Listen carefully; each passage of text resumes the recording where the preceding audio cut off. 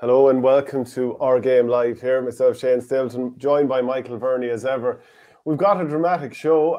First, a reminder that we're brought to you by orgaretro.com. Use the promo code OurGame. You'll get 15% off. Maybe this nice little Mayo top here. If you're a Loughmore man, maybe you like the colours. I know Noel McGrath actually bought this very thing. Maybe a little Limerick top. We'll be talking to Dave Clarke of Kilmallock a little bit later on. Any of the jerseys that you'll see on the website there, like this selection here, go to orgaretro.com, promo code OurGame, you get 15% off. Please do follow us on Patreon, patreon.com/OurGame. It's a $5 a month, great way to support the channel. And please do subscribe on all the different platforms because it's absolutely free. So why wouldn't you, Michael Verney?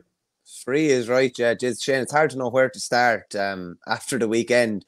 And you said it just before we started. Like Clough-Ballacolla's victory on Saturday night does seem like it's about a fortnight ago. So much has happened in the meantime. It's crazy. Yesterday, I was in Tullamore yesterday at the Rynagh Ballyhale game, and after 15 minutes, I'm thinking, it could be at. There's so many great games I could be at, and then half an hour later, it's an absolute screamer of a game. Mad weekend. Yeah, it was, and that's before you even look at some of the other sports. Like, look at what happens across the board. The Formula One, Max Verstappen against Lewis Hamilton, but I don't think it can quite match up to what we saw across the board. And do you know what? The comments are already flying in here, and obviously we love getting those in and keep them coming. For example, Fergus Butler here says, you can't beat St. Verney on a Monday and Thursday afternoon. Gets me through my lunch break at work. And people, please do join us. Get all your comments in. Let us know what was, what was the most dramatic thing that happened over the weekend, because there was so much. I mean, obviously the Ballygunner and Loughmore game is going to be very, very high in terms of the topics we're going to talk about. We've got Terence, Sambo, McNaughton coming on the show. We've got Dave Clarke of Kilmallock talking about them. By the way, the GA has received 20 million. This is just breaking news. They've received 20 million in government funding to cover losses and costs in the 21 championship season. So obviously it's fairly expensive to run these championships, especially when there was no crowds, and obviously the year before. We were actually going to say that a little bit later in the show, but Michael Verney, we're the year anniversary of the COVID All-Ireland final between Limerick and Waterford, when there wasn't a sinner there except for those working and those featuring for both sides. Yeah, unreal, isn't it? Mad to think that was a year ago. I just did a piece for the paper today. I was chatting to a few different people who were there. John Milan was there on RTE duty, and then as a Waterford supporter, Fergal Horgan. Fergal Horgan is an interesting one, as I kind of hadn't thought about it. He's refereed in All-Ireland final with the guts of 83,000, 40,000 and 200 people, which is a bit mad. I was chatting to John Horn as well, former GA president. He was the only GA administrator in the stadium that night. Me and you were lucky enough to be there as journalists, and John said something I thought was really interesting, because the way everybody says I haven't missed an All-Ireland since whenever. Well, like, everybody missed an All-Ireland, bar will say the lucky few, and maybe I didn't think about it enough or appreciate it enough at the time, but it was a real privileged position to be in, to be at an All-Ireland final. And even, I would say, like, there was a lot of mad stuff going on at the time, but it did give people an awful lot of comfort to be sitting in front of their TV 2 weeks before Christmas watching an All-Ireland final. I remember John Milan said when one of the goals was scored against Kilkenny in the semi-final, he ended up in on top of the Christmas tree. So that's not something you associate with an All-Ireland semi-final. But it was a mad occasion, just a really, really strange, eerie occasion. But it was amazing, really, that it all went ahead in spite of what was going on around us. Yeah, I mean, my memory of that is it was just a bit of a damp squib. It was so silent in there. It was eerie. You can hear all the players talking. Even the Dublin Mayo football final, which happened, a little bit after that. I mean, that was a terrible one to watch. Both games were done with 15 minutes to go, even though the football on the scoreline was a little bit closer. But I'm just going to run through a few comments here. We'll come back to that a little bit later on when we have Dave Clarke and ask him his experience as a former Limerick player, what it was like watching that. Joe Butler says, a really crazy weekend in hurling. Brilliant stuff in Tullamore after the first 15 minutes. So we'll obviously talk to you about that a little bit later on because you were there. Noel McGrath's card harsh, but linesman looking at it from behind likely saw it as a hurley into the ribs. John can have no complaints. Loughmore-Castleiney will be back again. They need to start games better though. That's from Limerick Drive for 5. Why was the penalty cancelled? Loughmore-Castleiney were only 4 down. Was it cancelled per rule? If so, madness. One had nothing to do with the other. Do you know what? And obviously, I was on Twitter going in heavy about the decisions. I never said anything like referees a disgrace, Johnny Murphy, this, that, or the other. I just thought it ruined the game, and I was criticising the decisions. What I will say is, people will think, oh yeah, you're pro Tipperary, you're going to pump for Loughmore-Castleiney. I didn't think it was a penalty either. So, you know, I thought bad decisions. I'm not looking to do a character assassination on Johnny Murphy. It's a terrible job. Like being a referee, who would want to do it? Numbers are falling. You spoke to Fergal Horgan there last week, the Tipperary referee. Can he give any sort of context on where we're at with referees? Yeah, and it's not a particularly good space that we're in. And I kind of said it to him. You know the way, just say a club is quite successful at adult level, or they're winning a couple of senior titles, but maybe they take their eye off the underage within their club, and then in 5 years' time, the senior team maybe gets relegated, and everybody is asking, why has this happened? Where has this come from? And he kind of basically says that's exactly what's happening with refereeing at the moment, that the eye has been taken off the prize. And he just said this year has been a real eye-opener for everyone. A lot of people during lockdown, when they weren't refereeing, didn't come back to it.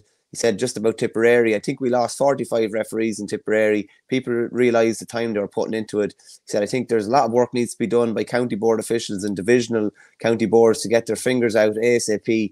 I think it's only at provincial or national level that refereeing is actually taken really seriously. He says, I think the GA are going to get caught out going forward. And I think the LGFA and Camogie have bypassed them in terms of recruitment. Said something interesting there as well. Said that LGFA and the Camogie Association both give €50 per game, and it's put in your account a week, max 2 weeks after the game takes place. He says a lot of the time with the GA, I could referee a game in January in Tipperary, and I could get paid, you know, the week before Christmas, which is just not like, there's no, only farmers operate on that kind of basis where they don't pay for about 12 months after getting the use of services. And then he just remember said, my father once being like, thinking, because father refereed for many years, and he'd be like looking forward to before Christmas now or whatever, I'll get all my money at the one go. So some people might kind of like it. I don't know if he always liked it, but I remember one time at least he said that.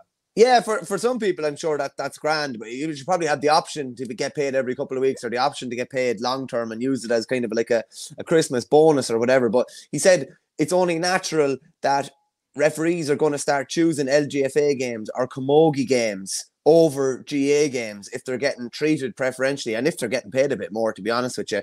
And he said there's more incentive for him to referee a challenge game than maybe to referee a big county game. He just says as regards how they get looked after. So he just said there's no fee for refereeing the All-Ireland final. He said people don't believe me when I tell them that I get no match fee for doing the All-Ireland final. With the coronavirus this year and last year, we got 30 cent a mile, so I probably got €90 for doing this year's All-Ireland final and €90 for last year's. That was it. You just get put up in the Castleknock Hotel for the weekend, so that's before the game and the night of the game.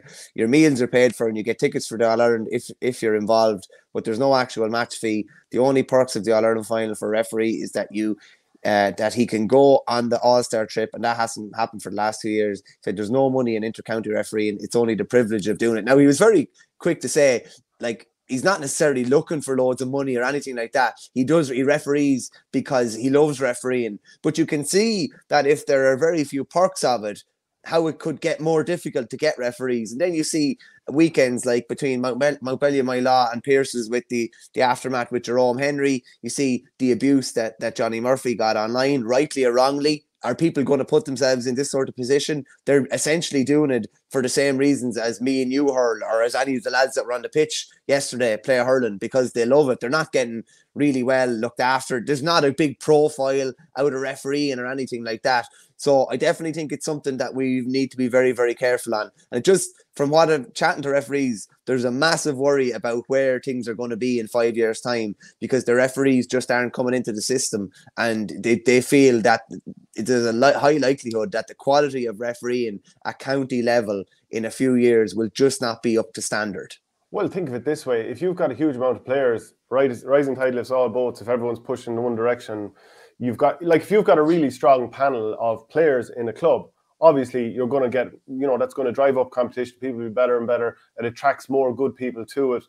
But like when nobody wants to be a referee, it's very hard to attract them, and therefore you'd imagine the quality drops. Now, that's not a comment per se on any one of the managers from the weekend, but like the Ballygunner-Loughmore game, the refereeing decisions decided that game. So Padraig Pearses against Mountbellew-Moylough. Again, look, and nobody is condoning what happens in terms of like final whistle, referee getting pushed around Jerome Henry. Brutal. Scandalous. And those players deserve nice long bans for it, because I completely understand how frustrated they are. But unfortunately, you can't do it, because if you set the tone, then it's going to happen more and more. And we've seen too many brawls this year. I mean, remember that one we saw down in Wicklow? We saw a boxing match at the sideline between players and supporters in some game in Laois there. Yeah. And like what happened with Padraig Pearses' Mountbellew-Moylough, it's inexcusable, but also the poor decision making. I mean, the player was Barry McHugh, had put his hand up. Referee did nothing. He was looking at him, so he was forced to play on. And like as I saw one commenter said, the fact that he wasn't allowed to go 4 steps, well, I suppose the mark wasn't blown. Anyway, look, that was a disastrous one. I believe also Carrickmacross against Naas in the Ulster Junior Championship, that Naas were a point up on the scoreboard, and for the last, while they were defending for their lives, ref said the score was right. Game ended, thought they won, but then the ref did up the scores again and said he counted it wrong. It was a draw. And then as they were setting up for extra time, he counted again and said the other team had won by a point. Now, this is what I'm here. I don't have that. I was looking around for information online. Couldn't really find it.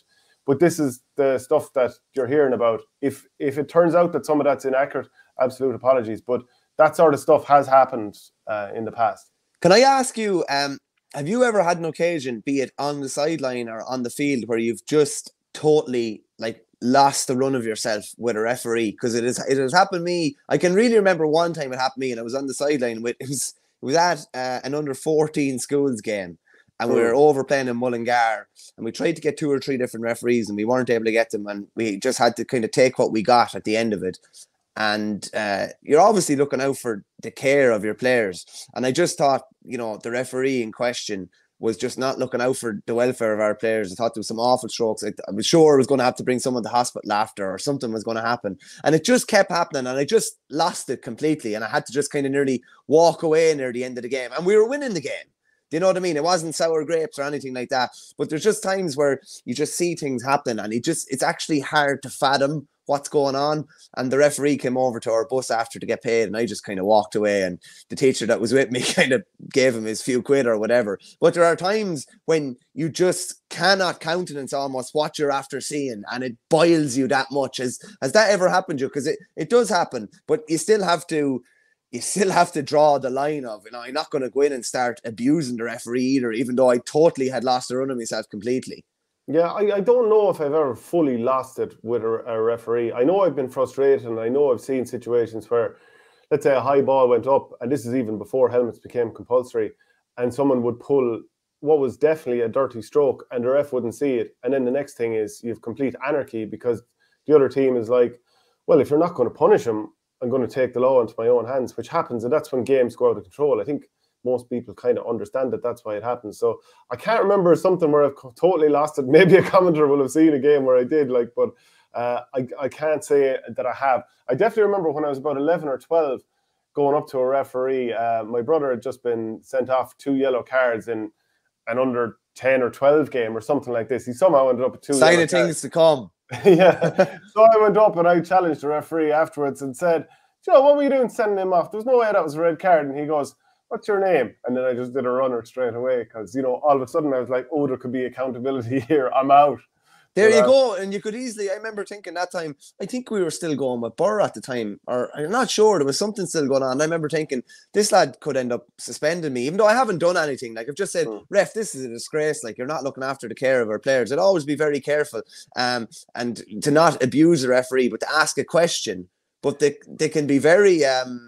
It can be very kind of touchy about things like that, and anything can be taken as criticism. A lot of time you see as a player, even, ref, what was that for? And it's up 13 yards before you realise it. That's not having a go at refs. It's just there is an awful lot of tension kind of flowing in a game.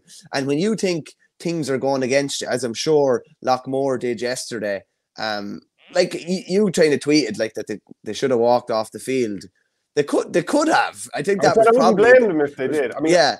I'm not a Loughmore person. Loughmore knocked out my home parish in the tip semi-finals, but I was so frustrated. I mean, it was so. I'm saying it's not like I was there screaming on every Loughmore. I want the tip team to go on and win, but I mean, it just drove me nuts. And Johnny Murphy's had a few games that we remember. I suppose the Wexford Dublin game there was a year and a half ago or something like that at this stage. And I think there was a huge amount of cards, and there was obviously something like 50 frees in the game. And it really, really stood out. But I'm not looking to slate the man, but you have to judge.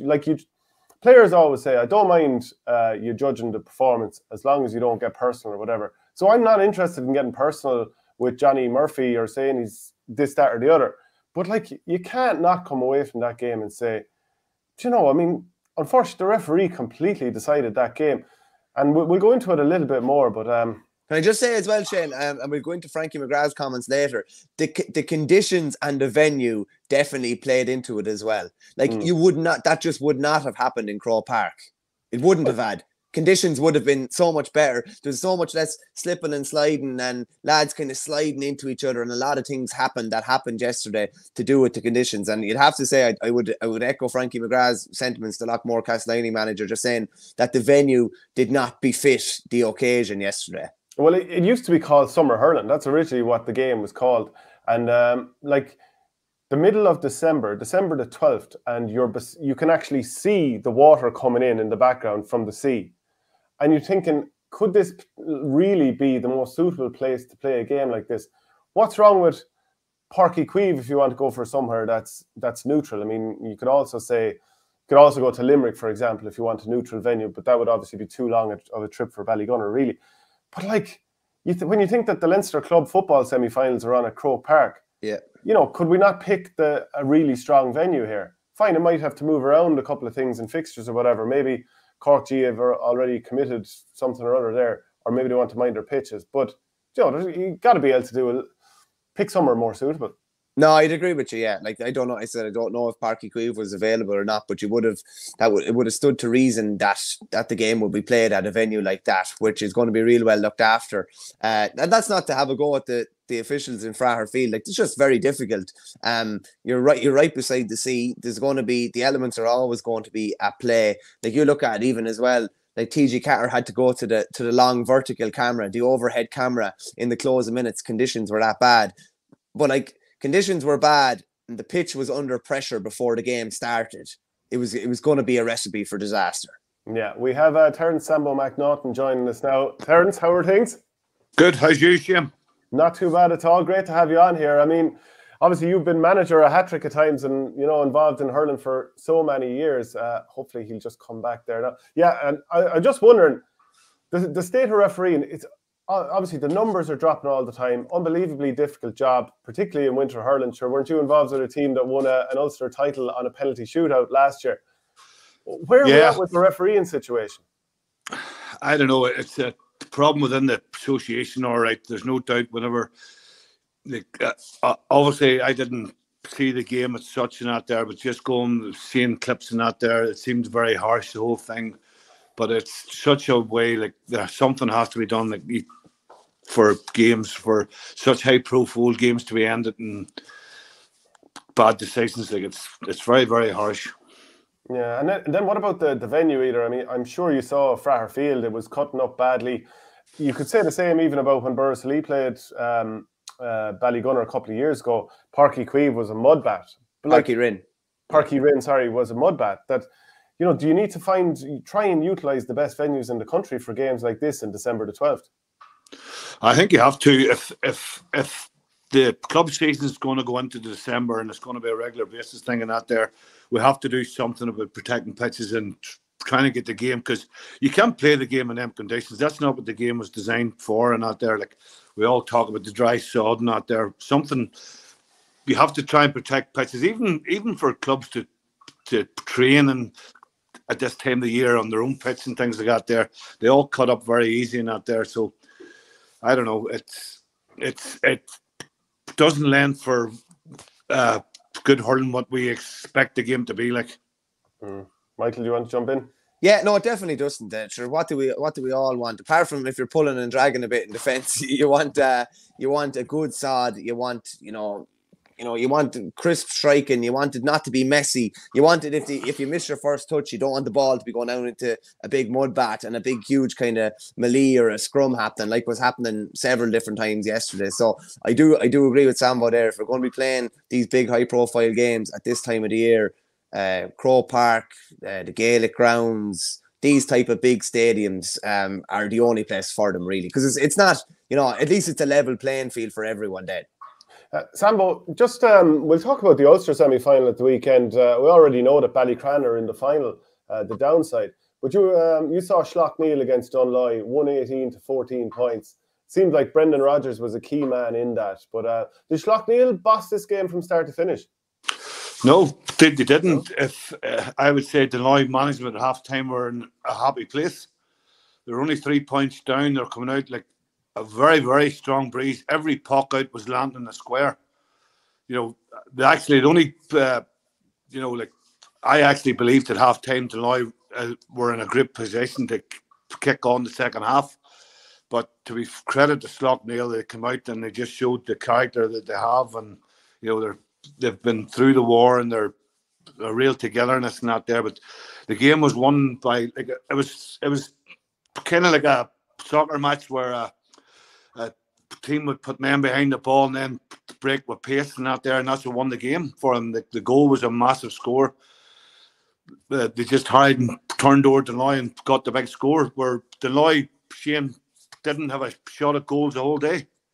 No. Not one. The only save goalkeeper had to make was from a pocket, actually. And like when you think about it, Slaughtneil have played so many winter games over the last number of years between winning Ulster hurling titles and getting all the way to All-Ireland finals in football. Whereas Dunloy, you know, to me, when I'm watching them, they're like a real silky team, and I almost think they're a top of the sod type team. Do you think any of that played in, that Slaughtneil, that they're grizzled veterans and know how to play winter stuff? You've nailed it, Shane. That's exactly what the first half. The first half of the game, Kilmallock was given a masterclass. Lovely Dunloy playing out from the back and through the lines, trying to find people in space, and their hurling looked far sharper than Slaughtneil. Slaughtneil were dropping a bit, fumbling the odd ball, not there. But Dunloy are no doubt a different team on a dry day and a hard sod. There's no question of that. And even the physique of them, Slaughtneil were bigger, stronger, and more seasoned campaign players. Like they knew how to dig deep and kill the ball at the right time and all that sort of stuff. All the management of the game that an experienced team does. And then they brought forward the place. And you're right, Brendan Rodgers was an out-and-out class. Like I was actually feeling for my mate Woody. Like it's a shame he doesn't have him hurling for Derry. Like, you know. And like, what players standed out? I'm looking at the scorers here. Cormac O'Doherty got 7 frees. Brendan Rodgers, who went to midfield, I think at the start of the second half, won 4. Micheál McGrath 3. Shane McGuigan and Chrissy McCaig got a point. A couple more lads got points as well. Who stood out? Well, outside of Brendan Rodgers, you would have to say that there was a lot of players, but nobody really stood out. In the first half, it was the Kilmallock show for Dunloy. He was breaking forward, getting in blocks, getting hooked. He seemed to be really up for it, really going well. But in the second half, it was the Brendan Rodgers show. But everybody in the Slaughtneil team just done their job. They killed the ball. The defence was really good. When the ball went forward, there was one time that Brendan Rodgers got a ball, came out of defence, and he looked up, and there was actually nobody from Slaughtneil up the field, and he had to run across the field to give the players time to get out. And he controlled the game and he had a massive influence. He actually went on to Malloy too and kind of nullified him a bit. They were kind of chopping and changed a bit. But Slaughtneil's such a fantastic club, and like there's no doubt Dunloy and Slaughtneil are the 2 best clubs in Ulster. But you would have to say if Dunloy had been a dry day, dry sod, maybe you don't know, but. And saying that Slaughtneil can hurl, like it'd be wrong for say that they're just a seasoned football team that know how to fight, because they have generally good hurlers, very good hurlers actually. And there's a couple of comments in here. I'll throw it to you then, Michael, if you like. Nisha, who was up covering it for the radio, Nisha Waldron. Slaughtneil looked under serious pressure at halftime, even thought they were ahead. They totally flipped the game. Rodgers, Shane McGuigan, Micheál McGrath, Gerald Bradley took over the game. Mikey O'Sullivan says, great to see the legend Sambo on the show. Delighted to also say that he will feature on the 20th series of Lake Regale on TG Cahir in early 2022. So congrats on that, Sambo. Nisha also adds, Chrissy, Shane McGuigan and Cormac too had massive second halves. They can do it all. Top 2-3 team in the country at club level. I'd have them. So, Michael, do you want to jump in there? Sambo, just wondering, that was obviously their first game in a while, and they've probably just been focusing on hurling now in Slaughtneil since been beaten in the football. Do you expect a massive bounce from that game? Do you expect them to come on an awful lot? It's going to be probably more condensed now. They're not going to be waiting 2 months over Christmas or anything like that. If they do win Ulster, would you be expecting them to come on 30% for that game? Because if they do, they're in a big shout of winning on All Ireland. Brad, there's no doubt, like at half time you're sitting saying, you're thinking to yourself, Slaughtneil haven't really played an out-and-out competitive game since the Ballyhale game 2 years ago, maybe. To me, that was as good a performance as I ever seen from an Ulster side in the club championship. But there's no doubt, the more games they get, the more hurling they do, the better they become. It only stands to reason. And I know there's a lot of talk about the dual players, but Slaughtneil club deserves some credit for what they've been doing and going to the well so often and out there, and football and hurling. It's a credit, but the more hurling these guys get, the better they come. And Ballycran, I think maybe the last team to beat Slaughtneil in Ulster, if I'm not mistaken. So, yeah. But Slaughtneil is going to get into this from hurling people very, very strong favourites. And the more hurling they get as the weeks go on and out there, and the fact that they have the experience now and they have the hunger, to go toe to toe with the likes of Ballyhale or a start-touted team, they're going to fear nobody. They aren't.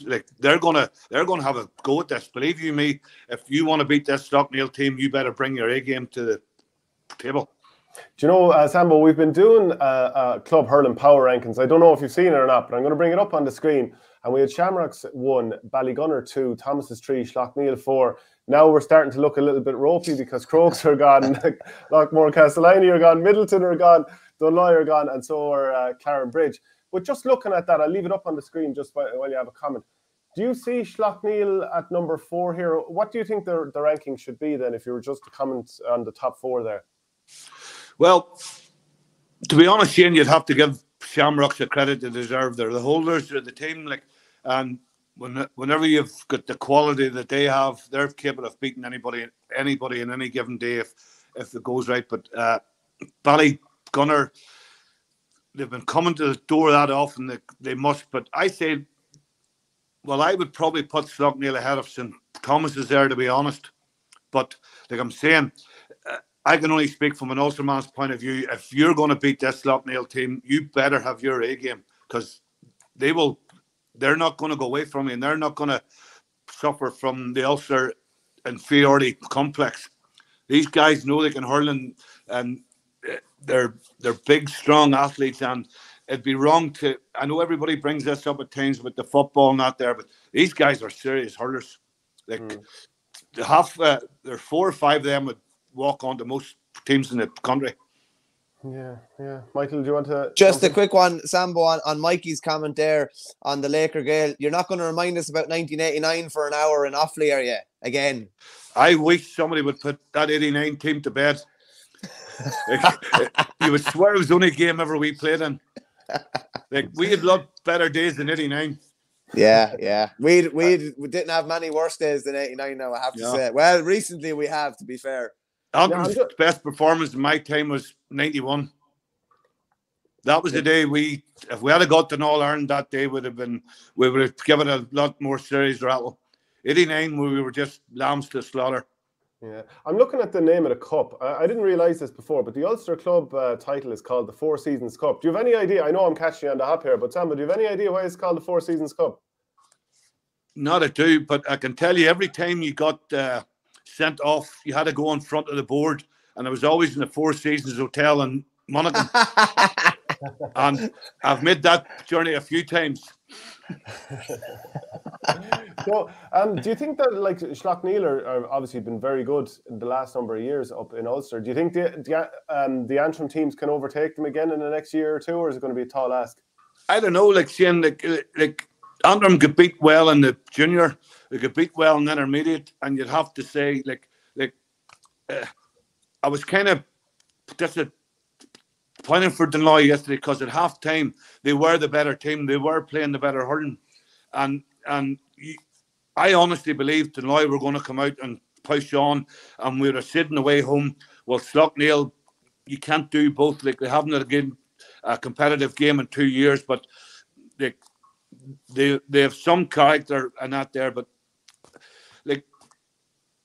they are the two best teams in Ulster. I can see Dunloy won in Antrim next year again. I don't think anybody, well, you know, like Loughgiel's maybe 2-3 years away from competing. Ourselves we're starting to go off the scale a wee bit. Rossa maybe, but Dunloy would be favourites to win next year, and Slaughtneil will be favourites to come out of Derry and that there. So I can't see anybody beating them in the next couple of years because they're not an old team. Like, yeah, they're not. You know, these guys, like, because they've been around so long, like Brendan Rodgers. It's a shame we don't get to see the Shane McGuigans and the Cormac Dougherty's playing hurling for Derry more often and that there, because like it was the same in my time. They're good hurlers, were good footballers, like Seamus Downey, Henry Downey, Kieran McKeevers. They were always the best hurlers in Derry's, but obviously they go to the football, and that's always been a problem in Derry and that there. But if them guys concentrated on hurling, we could have a real serious Ulster championship again. Yeah, we've got Dave Clarke on the line. We'll bring him on in just a moment, the former Limerick player and Kilmallock man. Just run through a couple of results here. Midleton, this is in the intermediate Ulster. Midleton of Armagh, they lost to Banagher of Derry, and Lisbon. They beat Éire of Tyrone pretty well. Then Carrickmacross are through to the Ulster Junior final. They had a 2-13 to 18 points win over Namaha at Carrickmore, and they'll play Crave Rua in the Ulster final. They beat Con McGee's. I'm not sure if you got to see any of that. I believe there was a bit of refereeing issues also in that game between Carrickmacross and Namaha. I believe like there was confusion over the scoreline, and one team thought they'd won, and it turned out they ultimately had lost. I'm not sure if you heard about that one, Sambo. No, I haven't heard that there. There's so much going on. Like, I went down to the game yesterday, come home last night and that there, and I haven't really caught up on it all.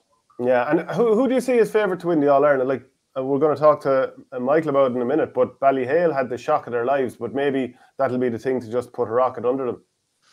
Yeah, but you'd have to give Ballyhale the credit that they've earned and deserved. Like, but saying that, like, they can be caught maybe in that there. Like, as I said, Slaughtneil near had them 2 years ago in that there. But I would go with Ballyhale, my favourites, but I wouldn't be surprised if Ballygunner get their act together because they're a series outfit too. But from an Ulsterman's point of view, I really am looking forward to seeing Slaughtneil, and I really hope that they play to the potential they have. I would genuinely love to see them go and give it a real rattle and say, because it's good for Ulster. Like. Yeah, okay. Well, let's bring Dave Clarke in here now as well. Dave, how are things with you? Not too bad, Shane. How are things? Sambo? I'm good. Hi, Dave. How are you? Good, man. Good. Dave, would you have come up against Sambo, any Limerick Antrim games back in the day? Well, when he was saying there that he was sent off a few times, he capitulated a couple of times there in the Ireland semi-finals. Going back in the day. Do you remember that, Sambo? Oh, no, here, that Limerick backline at that time was no softy. Mike Hillehan and boys like that, like. Yeah. We won't go there. No, we won't. Yeah. Actually, Dave, and I'll ask you about this as well, Sambo. 12 All-Stars for Limerick. We're obviously going to talk about your own Kilmallock in a couple of minutes, but 12 All-Stars for Limerick at the tail end of last week. Were you surprised by it? Do you think it was fair enough? No, I think the couple of lads that missed out were probably deserved to be on the team as well. All the guys played really well, and they all deserved their rewards. Yeah, and do you see this dominance of Limerick continuing? Sure. Look, at the moment they're on a crest of a wave, and they're really kicking on. So we'll just have to wait and see. There's a couple of good young lads coming through, so we'll just see how it goes. Yeah. What do you think, Sambo? Did you think 12 was is that a fair reflection of what happened, or does it not do justice to the efforts of all the other teams that they put in? It's possible one, to be honest. If I was Horgan out there, you'd feel aggrieved by it. You would, we go back to the day Kilkenny beat Waterford. Waterford got 4 All-Stars that day, I think, and that there.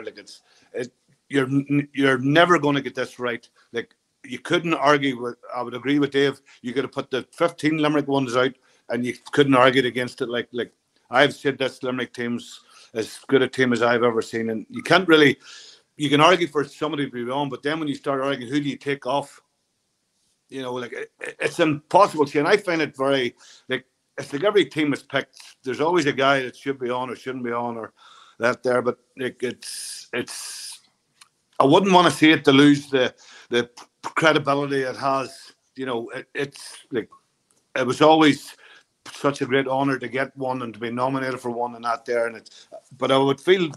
I feel harsh for a few guys that haven't got one. You know, they done some hurling this year and that there. But my argument is it's mainly picked in the final. Yeah. You know, like it comes across it's picked in the final, which is probably wrong, but it's been like that a long time. So, you know.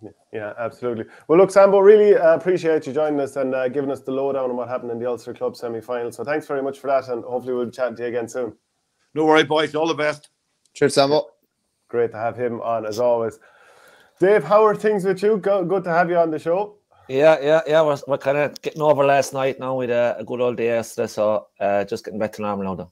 Yeah, and I mean, I definitely want to talk lots about Kilmallock, but couldn't not ask you about this photograph here from a while ago. If anyone has missed that, it's Dave Clarke standing beside Kyle Hayes. My God, what are you feeding them these days down in Limerick? Yeah, I was on my flats that day now, in fairness, now, so he was giving me a few feed. But Kyle is he's a super athlete and a lovely guy, you know. Yeah, absolutely. I mean, this Limerick dominance. Did you see this coming a few years ago? I mean, there's all the talk in the meantime about the work in the background, etc., etc. But did you know that this was coming? Well, that minor team that lost a couple of years back there, and they were in the semi-final and final, lost to a controversial point against Galway. You know, you could see those guys. There was a bunch of them coming through, and you know, Gerard Hegarty didn't come on as well, and then you have Kyle coming, and they just seem to be all coming just at the right time, you know. Yeah, they're absolutely like what about the brand of hurling they played? Did you see this coming and what Paul Kinnerk is doing? No, I didn't see that coming. I was a bit skeptical at the start, but like, you know, the way that they play now, they have mastered that craft as such, you know. They're really good, you know. Yeah, do you want to jump in there, Michael? No, Dave, great to chat to you. Right. I always have a bone of contention with you for taking an All-Star off Brian Whelan in 1994, but listen. Well, I met Brian was down in the pub there one time, and you know, as I said to Brian, you can have your All-Star if you give me back the All-Ireland medal, you know. So I'm sure he's happy to keep his Celtic cross. That's a fair point. I think he broke a door the same night, the night of the All-Stars. I think he broke his hand off a door in frustration, I believe. But it wasn't your fault that the All-Star committee made a boo-boo, in fairness. No, but I'd say, no, do you know, that All-Star, I'd give it back to him in 10 more if we had won All-Ireland, you know. So I wouldn't worry about an All-Star, really tell you too much about it. Well, you know, I mean, let's reflect on Kilmallock's performance yesterday against Midleton. 19 points to 1-9 for the finish. Kilmallock, you know, dominated this game from start to finish. What were your thoughts on it? And like, I mean, after the performances throughout the Limerick Championship, this team really seems to be building something. Yeah, well, so Kilmallock got to a great start. Straight from the start, they kind of dominated the game, and you know, Midleton just couldn't respond to the physical battle that Kilmallock brought them from the forwards, you know, and the work rate off the ball was outstanding from every one of them. Yeah. And like, who are the main men driving this team? Obviously, Tony Considine is in charge of the team, and I'm sure he's Tony and Rory Gantley as well. And John, a lot of them then is coming from themselves. John, you have the guys like Graham, you have Paddy, Gavin. Experienced players that have been down the road before, and you know, hopefully to get to the Croke Park again this year would be great for us. I know it's going to be a massive uphill tail, but I'd like to see for those guys there now to finish off their careers on a high, you know, if possible. How refreshing is it, Dave, to see, like, remember a ball went into the corner after about 5 minutes yesterday. Graham Mulcahy had no right to win it. He wins it. Gavin O'Mahony several times had no right to be in around the ball even, and he gets a flick. And like, that must be shocking, refreshing to look at from the stands. You're looking at your own clubmates and these lads just putting everything on the line.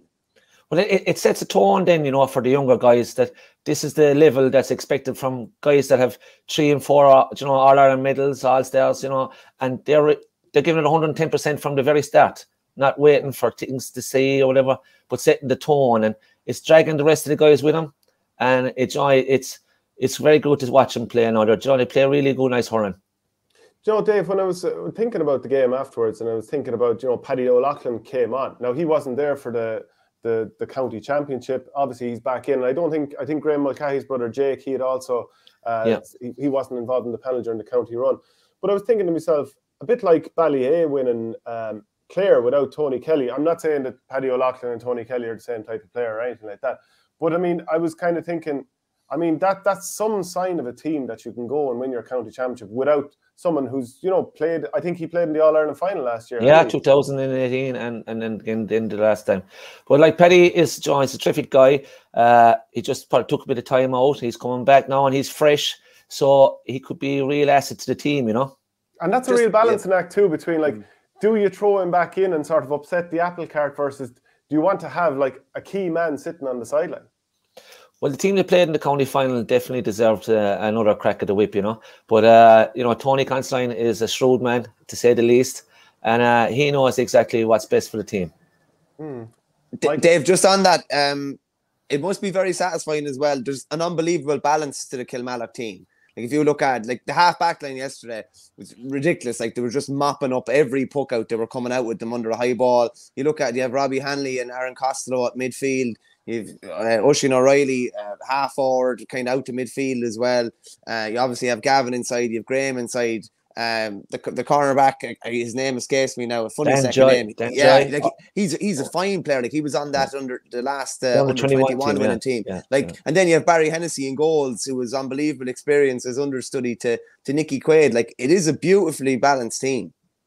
Yeah, a lot of the team, you know, have inter-county experience, but like the team they're playing in the final now, Ballygunner, like they have a wealth of inter-county players on their team, you know. So it's going to be a big ask for the lads, you know. But you know, hopefully that they'll answer the call anyway on the day, hopefully.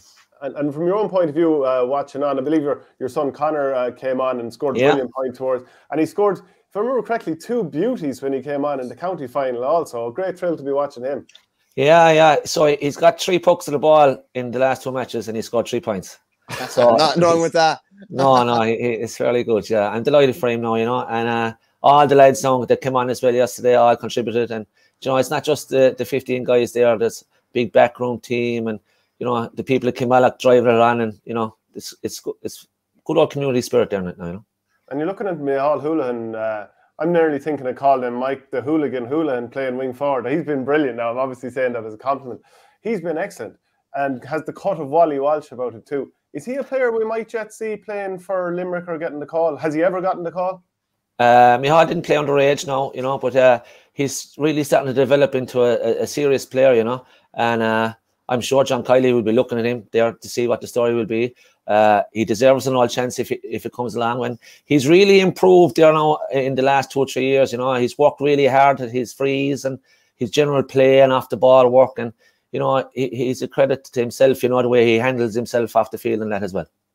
Just on that, Dave, are there many lads, like Limerick's obviously the most competitive inter-county squad in the country. Are there many guys maybe from the Kilmallock fold, whenever they finish up, that you expect to come back in? Like Oisin O'Reilly was in there before. I think he was in there in 2018. Mike Houlihan would be, or Micheál would be, you know, a great backup option even to have as a free taker. Like, are there any guys that you expect to maybe get the call? Sure. Look, it's the Limerick panel are very settled, you know, so it'll be very hard for anyone to break into that panel.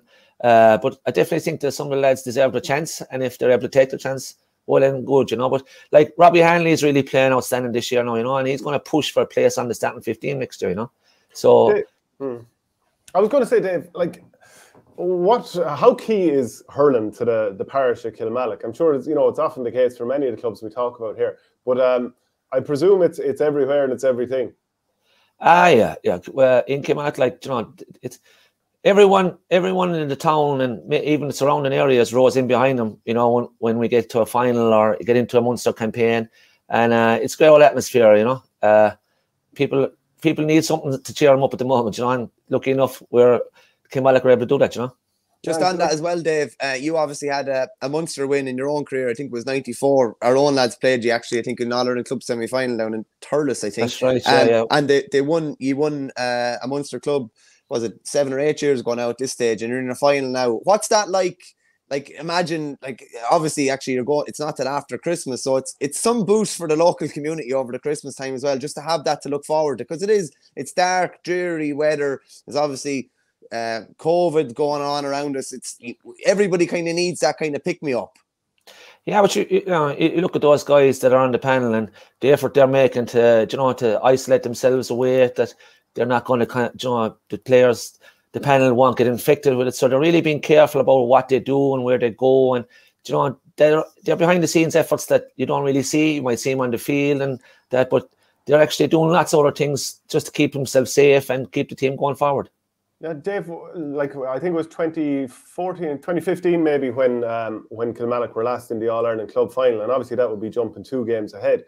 But that day I was there, and it just felt like Kilmallock hit a load of wides earlier and bad wides and never got out of the blocks, and Ballyhale are no better team to take advantage. Do you feel like there's a sense within this panel that they want to atone and drive as far as they can after what happened that year? Well, I said that year, the likes of Ballyhale had Henry Shefflin and TJ Reid and some outstanding players. I'd imagine the lads now only took him one step at a time, and we'll be looking towards Ballygunner and the Munster club. And if we get over that, we'll tip on to the next match. I don't think they're going to look too far ahead, because you need to keep your eye on the ball. That's what's in front of you, Yeah. So there's a bit of like wedding issues coming up ahead of the Munster final. I'm just going to read out a bit of this, and you can give me the context then. So there's 2 weddings just days before the Munster final against Ballygunner. Can you talk to us about that? Who's getting married and what's going on? I think Graham is getting married earlier in the week, and Paddy O'Brien is getting married the day before the match. So I don't know what the story will be. Maybe they'll do like TJ Reid got a postponement for his wedding. So we'll just have to wait and see what happens there, And actually, do you think that would be the fairest thing to do? Well, I don't know what the players themselves want. So, do you know what I mean? I don't know what to say on that, Yeah, pretty sure that the brides wouldn't be too happy about this. Yeah. Well, you'll be waiting the whole year to get married in January. You'd think to be safe enough, And it turns out that you're playing a Munster Club Championship final, So is there any time of the year safe to get married? I wonder. Not in the GA calendar, no, definitely not. Yeah. Like at half time, this game against Midleton, it was 12 points to 3, and you're thinking from Midleton's point of view, that's not a great return from 30 minutes of hurling. Did you feel like, why do you think, like, Midleton missed a few chances early on? I felt it knocked their confidence. Do you think that was a big issue for them, or why? If we'll say just after half time, right, a high ball dropped into the square, and it could have easily went into the net, and Kilmallock came down the field and got 2 points, and it kind of killed Midleton. Then they came back, got 4 or 5 points, but if they got that goal, there was plenty of time left. Kilmallock got to the second water break, and it was 10 minutes to go. They knew how to close it out and kill the game, and they brought on a few subs, and Midleton never got going that match yesterday, it just never got going. Kilmallock kind of stood down top from the very start, and they just couldn't respond. They missed a few chances now, I'd say not to be critical, but there was a couple of frees there that went wide, and took the whole life out of them, Yeah. Do you feel when you're watching Kilmallock just at the moment that it's like a mini version of Limerick? Because like the tackling rate, the shape that the players are in, to me, it looks a serious outfit. Yeah, well, a lot of the players there now, they've had inter-county experience. There's 4 or 5 of them on the panel, and they're setting the tone. But you could see the forward, as you said yesterday, there now in the first couple of minutes, the corner forwards and Graham Mulcahy winning ball. He shouldn't. That's an infectious thing. And you see your top men putting their bodies on the line and do that. You're going to drive on and catch up to them. If you can. Yeah, there's a comment in from James Daly saying, great to see Kilmallock beat the winners of the so-called Little All-Ireland, physically destroyed Midleton, and it was a cakewalk. Looking forward to the Munster final. Kilmallock have a great chance. Considering that Kilmallock had to wait so long to play this game, and, if we're being realistic here, Midleton didn't put up the sort of fight that you would have expected in this game. Is there any concern from a Kilmallock point of view that, they might be undercooked when you consider the battle that Ballygunner had to go through? Yeah, well, the 2 matches that Ballygunner have played, like the first one they won comprehensive, and yesterday, it was a serious. The conditions looked desperate there. We were watching them thereafter. Obviously, it'll suit Ballygunner better coming in because they've had a harder match than our fellas, But look, we'll turn up on the day anyway and see how we go. That's all we can do, There's a lot of long grass down in Kilmallock, Dave, but it sounds of things. Yeah, I don't know, yeah. I was chatting to Paul Flynn on the phone last night, so I'll be looking forward to meeting up with him, yeah.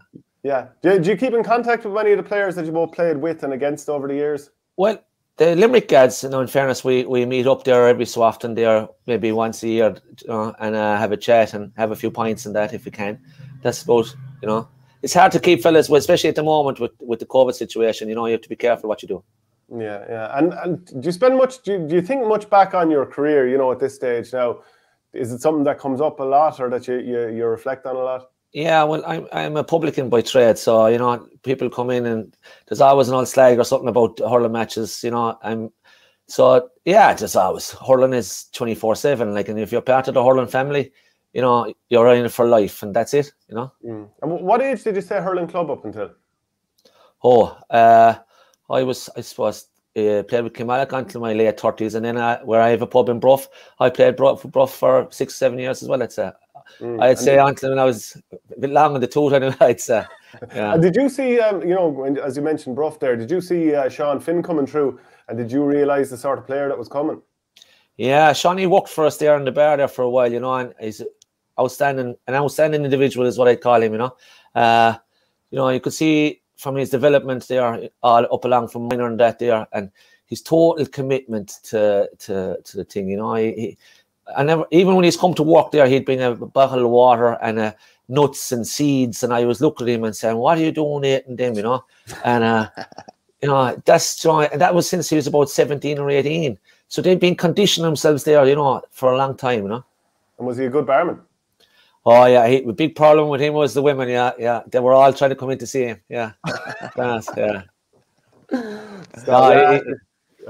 He's a good barman. Yeah, excellent person. Yeah. When you see the level that this Limerick team is at and the physical shape they're in, and you know, you contrast that with, you know, maybe even 10 years ago, I mean, it's incredible what they're doing. And can you give any sort of insight into the levels that they're going to, the amount of effort and time that's been put in? Well, you know, I don't know much about what's happening in training wise, but just to talking to the lads and that there, you know, they're very competitive amongst themselves even, you know, and they're always trying to strive to be the best. And that's competitiveness within the camp is a very important thing, you know, and no one is bigger than the team in that team, you know.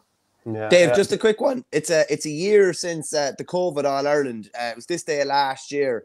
What was that like? I'm sure you were probably there in 2018, or you were watching closely. Yeah, it was. What was it like last year in comparison to that? Like, well, it was lucky enough we were open for it, you know. So there was a great atmosphere that day and a couple of days, and you know, we were waiting a long time for one of these things to come along, and they seem to be coming fairly rapid at the moment. But we're going to keep taking them as long as they keep coming, you know.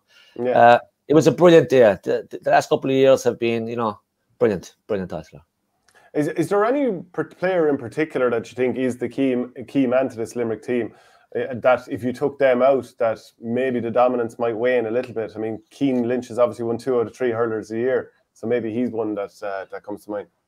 I agree with you. Keane is a super player, but just, you know, and seeing the lads there, and they've had a few major injuries there, you know, Richie English, you know, and would say young Casey now this year, but you know, there's a couple of fellas coming through there. They're going to step up to the mark, and like, I don't think one player on that team missing at any stage. There's someone else going to come on and do the job just as good, because, you know, they're very even, you know.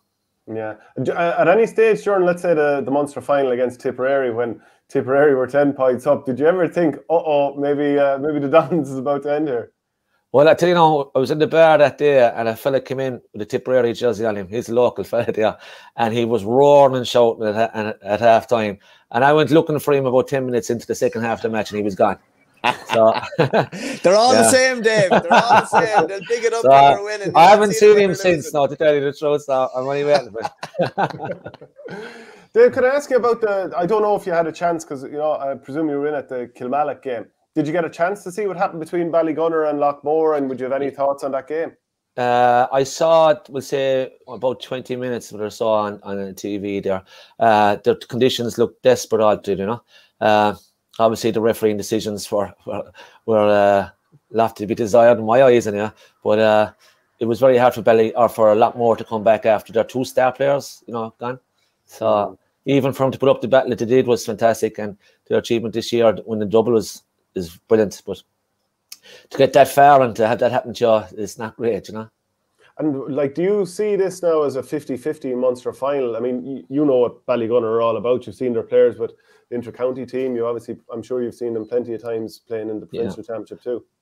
I think we'll say Ballygunner are definitely, you know, the favourites for this Munster final, and they're kind of looking towards Croke Park for, you know, a rattle off Ballyhale, you know, or Slaughtneil, whoever comes through that side. And you know, we're just looking at the Munster final. We're delighted to be in it, and I'm sure the lads are going to give it 110% and whatever it takes. But we'll just, you know, it's going to be a tough match for us to win, but we'll be going there and hope anyway, you know. Yeah, Michael, do you want to? No, I think the pressure is all on Ballygunner in the Munster final, if I'm honest with you. They're talking about All-Ireland's, well, not they're talking about, but everybody's talking about All-Ireland's for them. And they're trying to atone for that Munster final defeat to Borsallee a couple of years ago. So I think it's an ideal situation for Kilmallock to be coming in, and based on what we've seen the last 3 games, anyway, it was a bit patchy probably before that, but they were brilliant in semi-final, outstanding in the Limerick final, and, you know, brilliant again yesterday. So I definitely think they'll fancy their chances going into it. And the people who, like Ballygunner, were short odds to win Munster before their quarter-final game against Ballyhale, but it's not far off a 50-50 game going into the final, I'd say. Yeah, see, there's 4 or 5 weeks now to the match, you know, and injuries could make a big difference in this and the weather and that, you know. So you just don't know. Lucky enough, I think the match is on in Páirc Uí Chaoimh, so like there'll be a good field there, and I think it'll suit our fellas, because, you know, we've plenty of fellas all over the field and different lines that are very confident, and, you know, they won't be afraid of Ballygunner, you know. Ballygunner have some big names, you know, with the Mahonys and the boys like that, you know, and Desi Hutchison and a couple of more, and, you know, they're household names, you know. So we'll just have to wait and see how we go.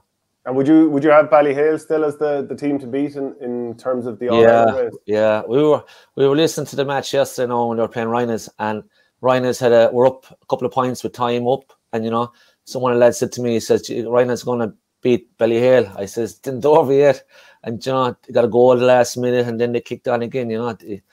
Hard to beat them Kilkenny fellas and anything, you know. Yeah, absolutely. Well, look, Dave, we really appreciate you joining us on the show today. And no bother. Congrats to Kilmallock, and best of luck to them in the Munster final. We'll certainly be watching. Thanks very much, lads, and best luck to yourselves. Thank you. Cheers, Dave. Okay, that's Dave Clarke of Kilmallock. Some hurler, Shane. Jay-Z was some wing back. Jay-Z was absolutely sweet.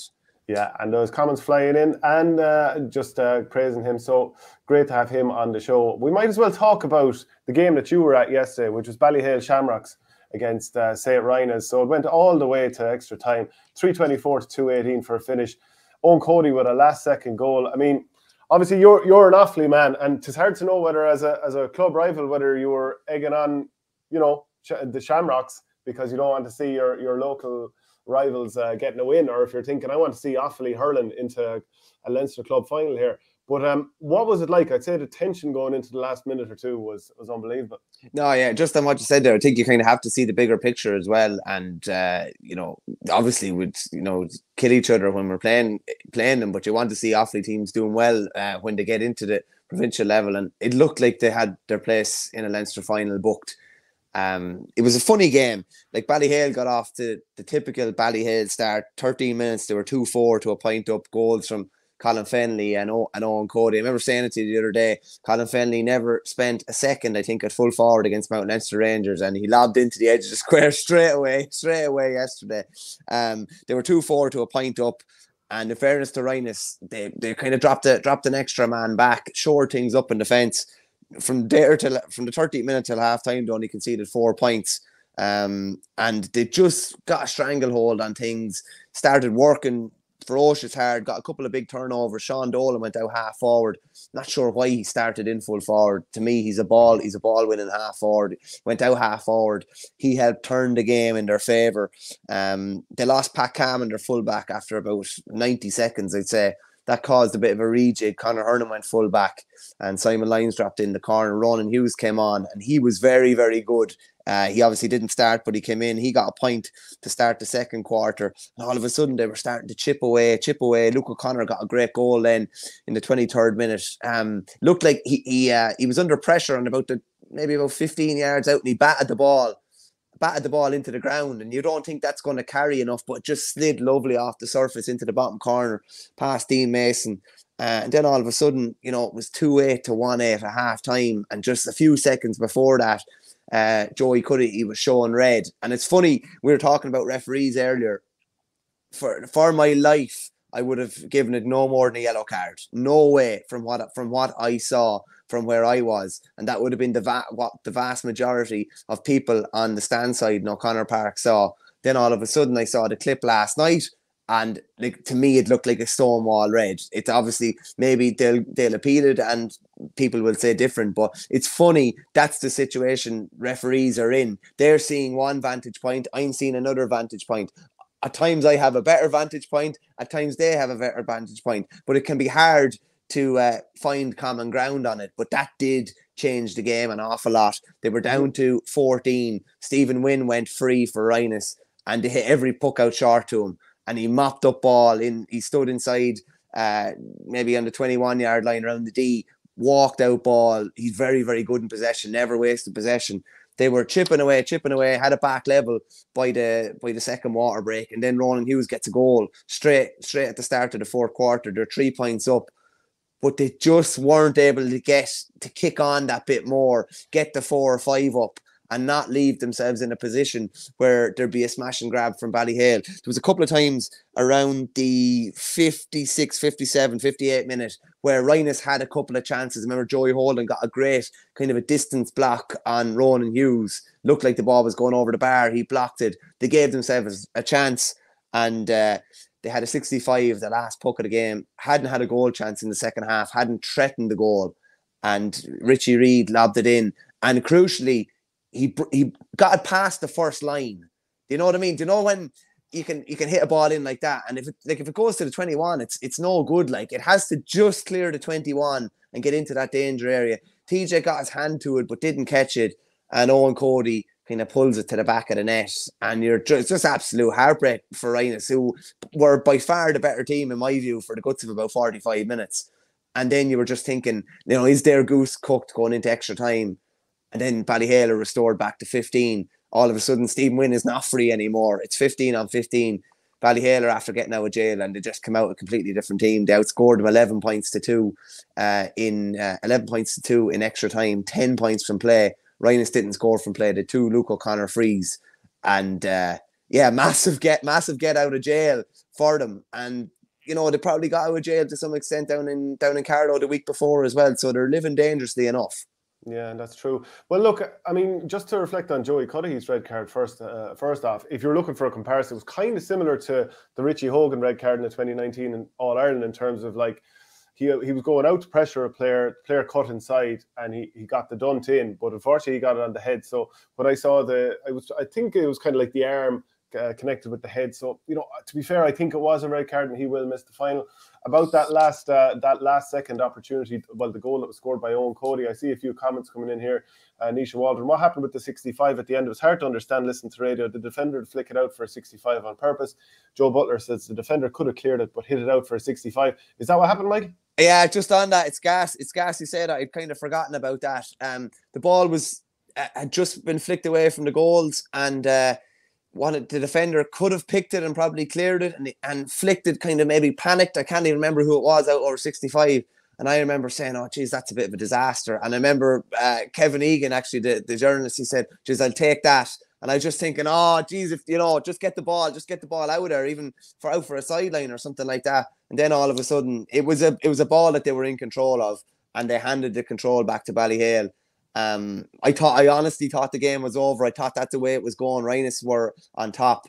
Some great quotes from James O'Connor, the Ballyhale manager, after. So he just said, we asked him, like, what was he thinking in that last, that when the ball was been taken for 65, and he just said, I knew it was the last chance. I told the lads inside afterwards that in that last 10 or 15 seconds, I was picturing the team going home on the bus, effing beaten, and that's one journey I never want to do again. That was the worst 10 seconds of my life, nearly, watching that ball carry in the air. And thankfully, one of the lads just got a touch. He didn't even know who it was. He said, I was just picturing the spin on the bus home, going in the last 10 seconds in my own head, saying, where did all this go wrong here today? So I'm hugely relieved. I hope we're after getting the biggest scare that we ever got inside in that dressing room. So, and you would be hoping that they're after getting a couple of scares now, and you'd hope that there's a reaction to it. But like, they're going into the Leinster final next Sunday against Clough-Ballacolla. Evan Shefflin came off with a leg injury, looked in a good bit of pain after. Maybe it was just a dead leg. Sometimes they heal quickly, sometimes they don't. Colin Fennelly came off at the start of extra time, about 2 minutes into extra time, what looked like a shoulder injury. So he's a worry as well. Joey Cudahy's out as well. So there's a potential that could be missing 2 to 3 players. And with due respect to the Ballyhale squad, people would say that that maybe there's not a great depth to it. Like Owen Keneally started yesterday and he came back on. He was the third sub back on, like, and Owen Reid didn't start. He came on near the end as well. So they could be forced to delve really deep into their bench for the start of the Leinster final. And then if they need to bring guys on, they mightn't be of the same quality as other lads. That's if they are missing those players. Yeah, well, Joe Butler again in with a comment here. The introduction of Darren Mullen with 10 minutes to go in normal time was a major influencing factor in the last period. He steadied the defence and delivered some great balls to midfield. He had an injury, didn't he, a while back, looked like a shoulder injury. But yeah, not only that, but so obviously comment on that, but also we do have to fairly much hold our hands up and accept that, this is one time when a team like St. Rynagh can say everyone wrote us off. Now, if they had to win the game, that would have been a massive shock. Like, everyone had written them off. To some degree, we were talking about, would Kilmacud Crokes beat Clough-Ballacolla, and the handicap. These two teams were kind of written off to some degree. No, totally, yeah. Rynagh were written off before the game and during the game. I had, not going to lie, I had the game written off after 13 minutes because you're just thinking, this is, same old Ballyhale. Same old Ballyhale, and they've started as they're going to mean to go on, in fairness to them. And but Rynagh threw everything at them, and they were much the better team. And it was only someone like Darren Mullen coming in. They were in trouble in the inside line, apart from Joey Holden, who again, like I feel like I am banging my head against the drum every time saying it, but he was so good. Like in extra time, he was just catching ball, walking out with ball, and he always does the right thing with the ball. But Darren Mullen coming in was such a calming influence. He just came out with loads of balls there, and he's so good on possession. He never really gives away the ball when he's in possession, but that was crucial too. Listen, I don't know whether it was a case of they were resting him if he was able to come in. They obviously probably realised as well, and say James O'Connor realised, like, this is it now. Like we've there's not, it's all on the line here in the last 10 or 15 minutes. And he was huge as well. But from a Ryan's point of view, you'd have to say they'd be sick enough. They were sick yesterday, and I'm sure they're sick this morning, because there is an opportunity lost, and you only kind of get that kind of one opportunity to beat a team like that. And in fairness, TJ Reid, who'd been quiet and well held by Ben Keneally in normal time, stepped up a good bit in extra time, got an absolute wonder point, in fairness to him. And just, you kind of, what the Shamrocks have is something every team would want, that never say die thing. A lot of county players?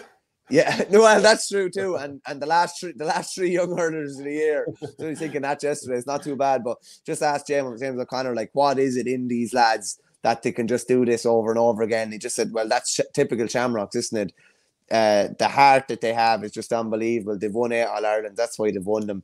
They keep doing it, and that's why they're the winners that they are. But there's also that bit of worry that I thought this was a great quote here about, maybe letting teams back into games and leaving things like this have to happen at the end for you to get extra time. He just said, you just can't be knocking on the door all the time, because someday it just won't open for you. So they can't allow this to keep happening.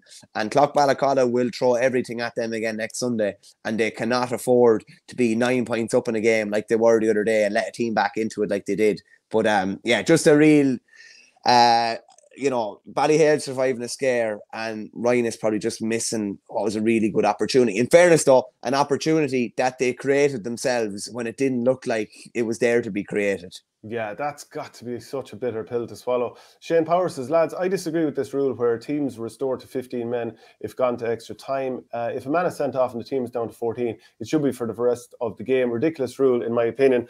Well, that's fine, because it was a deserved red card for Joey Cudahy, and it was probably decisive that they went back up to 15 men for extra time. That's fine, but then Noel McGrath and John McGrath were sent off, and whether you think one of the red cards was wrong or two, can you imagine Loughmore having to go into extra time and stay down a man for at least one unjustified red card, maybe playing 13 men if somehow they took it to extra time? So yeah, but your argument there is essentially an inept refereeing decision. Do you know what I mean? Like a poor, but you know what I mean? Like, yeah, I know. So, but like, I do agree. And Pat Nolan, the journalist from the Mirror, was in the press box yesterday, kind of saying the same. Like, it essentially changed the game. Should a team be rewarded, for having somebody sent off, to be rewarded by being restored to 15 for extra time? Yeah, it does seem like a bit of a bizarre rule. I believe yellow cards are quashed in extra time as well now. I think that was changed in recent years. But if you did a black card situation, I think at the end of normal time, let's say 63rd minute of a 60-minute match, and you were like, you know what, I'm going to just pull this guy down to the ground. You got a black card, went to extra time. I believe you go straight back up to 15 again. Or is it the anomaly is that you don't go straight back up to 15? I'm sorry, actually, I should have checked the rules. I'd imagine that you should be punished in extra time, but that's obviously only at county level as well, because it's not in for club hurling. Hopefully it never will be, even though it probably will be in time. But it is...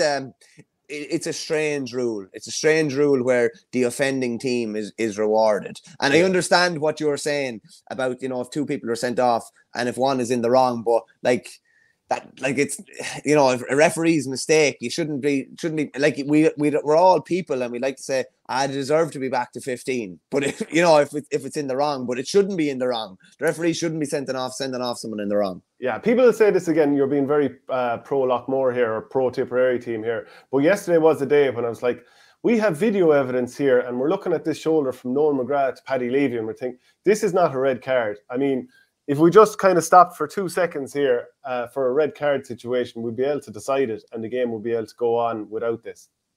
Yeah, no, I agree, yeah. They obviously had a TV. It was live on TV. It would have been very easy to look back at the incident. As they're deliberating and as Johnny Murphy is deliberating with his linesman, the same incident is being shown live on TV. And it, like, if you're in the press box, which we often would be, if a game is live on TV, you have it on your laptop as well, so you can see anything back just in case you missed it. So if you're looking at that game from the press box and you're looking at it and you say, sure, he can't be red carded, and you're almost like you need to convey this to him or whatever, but that's, the facility's not there to do that at the moment, and unfortunately injustices like that will happen until it is there. Bernie Connolly says, lads, the middle of December weather-wise, what do you expect? Ground conditions same for both teams? No, that's absolutely true, but I mean, Frankie McGrath was saying maybe there are better venues, and the point is there probably are. Nisha Waldron says, the county season is obviously the biggest show in town as far as crowds, but by God, there's nothing like club hurling. Just a pity it wasn't all over by Christmas. And I'd say the same for club football too, just club GEA. And we're getting so many close games. It's all, I mean, you're watching Dublin dominating football up until this year. It just became grim and a procession. And, you get these great early round games, but it almost felt like, well, there's no real point to this anyway, because Dublin and even now Limerick, it feels like they're going to cakewalk to All-Irelands. But yeah, sure, I'm sure you agree with what Nisha's saying there. I think this is obviously last year the club was before the county, and we had an unbelievable drama. Particularly Killidangan is one that definitely springs to mind. But this year has been just crazy. Like I've been at a couple of games where after 20 minutes you're thinking this is an absolute bogey here. Like this is over. I've my match report. I can have my match report nearly done up. And it was probably the same yesterday. I remember being at Mullinlock and Blessington. Blessington came from the dead. Yesterday, Rynagh came from the dead, and then Ballyhale came back from the dead again. So yeah, I think it's been an unbelievable club season. I don't agree with the viewer though. I accept that it's the same for both teams, but why can't it be much better for both teams? And comment, Liam Ryan, a bit like Barrett's theatrics a couple of years ago, Shane is obviously talking about, I presume, Paddy Levy going down, or maybe Barry Coughlin with his... Don't think they're comparable, I have to say. When you get a shoulder to the head, I don't think that's comparable with getting a shoulder into your chest. Well, if I'm to assume that Liam Ryan is from Kilkenny, and I could be wrong there, it seems like every red card that has ever happened since that I comment on, people use it as a way to say that Richie Hogan's red card in the All-Ireland final of 2019 was unjustified. As if every red card decision has to be linked back to that. Move on from it, Kilkenny lads. It's almost as if Barrett is living rent-free in your head. Let's please move on from it. Bernie, please. Shane, it could be an awful lot worse. You could be Michael Dignan. Every time he comments on a red card, someone from Clare just says, well, if David Ford had hit the ground in 98 or whatever, so could be an awful lot worse. Yeah, well, it's never, I don't actually care, but it's just never ending. Get over it. I mean, It's as if you're saying that that's the reason that Kilkenny got hammered that day. No, it was because Tip hammered them. That was the reason. But anyway, look, that Nisha saying, Kilkenny man, Shane, you love bringing up Richie Hogan's red card too. The only thing I'll say about that is and I showed you the clip of the Joey Cudahy on Matthew Maloney. Like it is a carbon copy. It looks like a carbon copy of the Richie Hogan incident in the 19 All-Ireland final. Liam Ryan says he's not from Kilkenny. Where are you from? So curious to know. This isn't some like online dating thing where you're just asking questions and people are going to pop back messages here. It's you that keeps bringing it up, apparently. No, people message me every single time. So anyway, we'll move on to the victory that Clough-Ballacolla had over Kilmacud Crokes in Portlaoise. Fantastic performance, leading from post to post, really. I think Crokes got back they made it a very tight game in the second half when that brilliant Oisin O'Rourke goal hit the net. But it probably is the shock of the weekend, because people were talking about Crokes and the handicap, but again, this game feels like it happened a fortnight ago because of the amount that's happened in the meantime. But what a performance by Clough-Ballacolla and Picky Maher. Savage, just in their faces from start to finish. There was a defiance to them where they just, they just would not allow Kilmacud any time on the ball.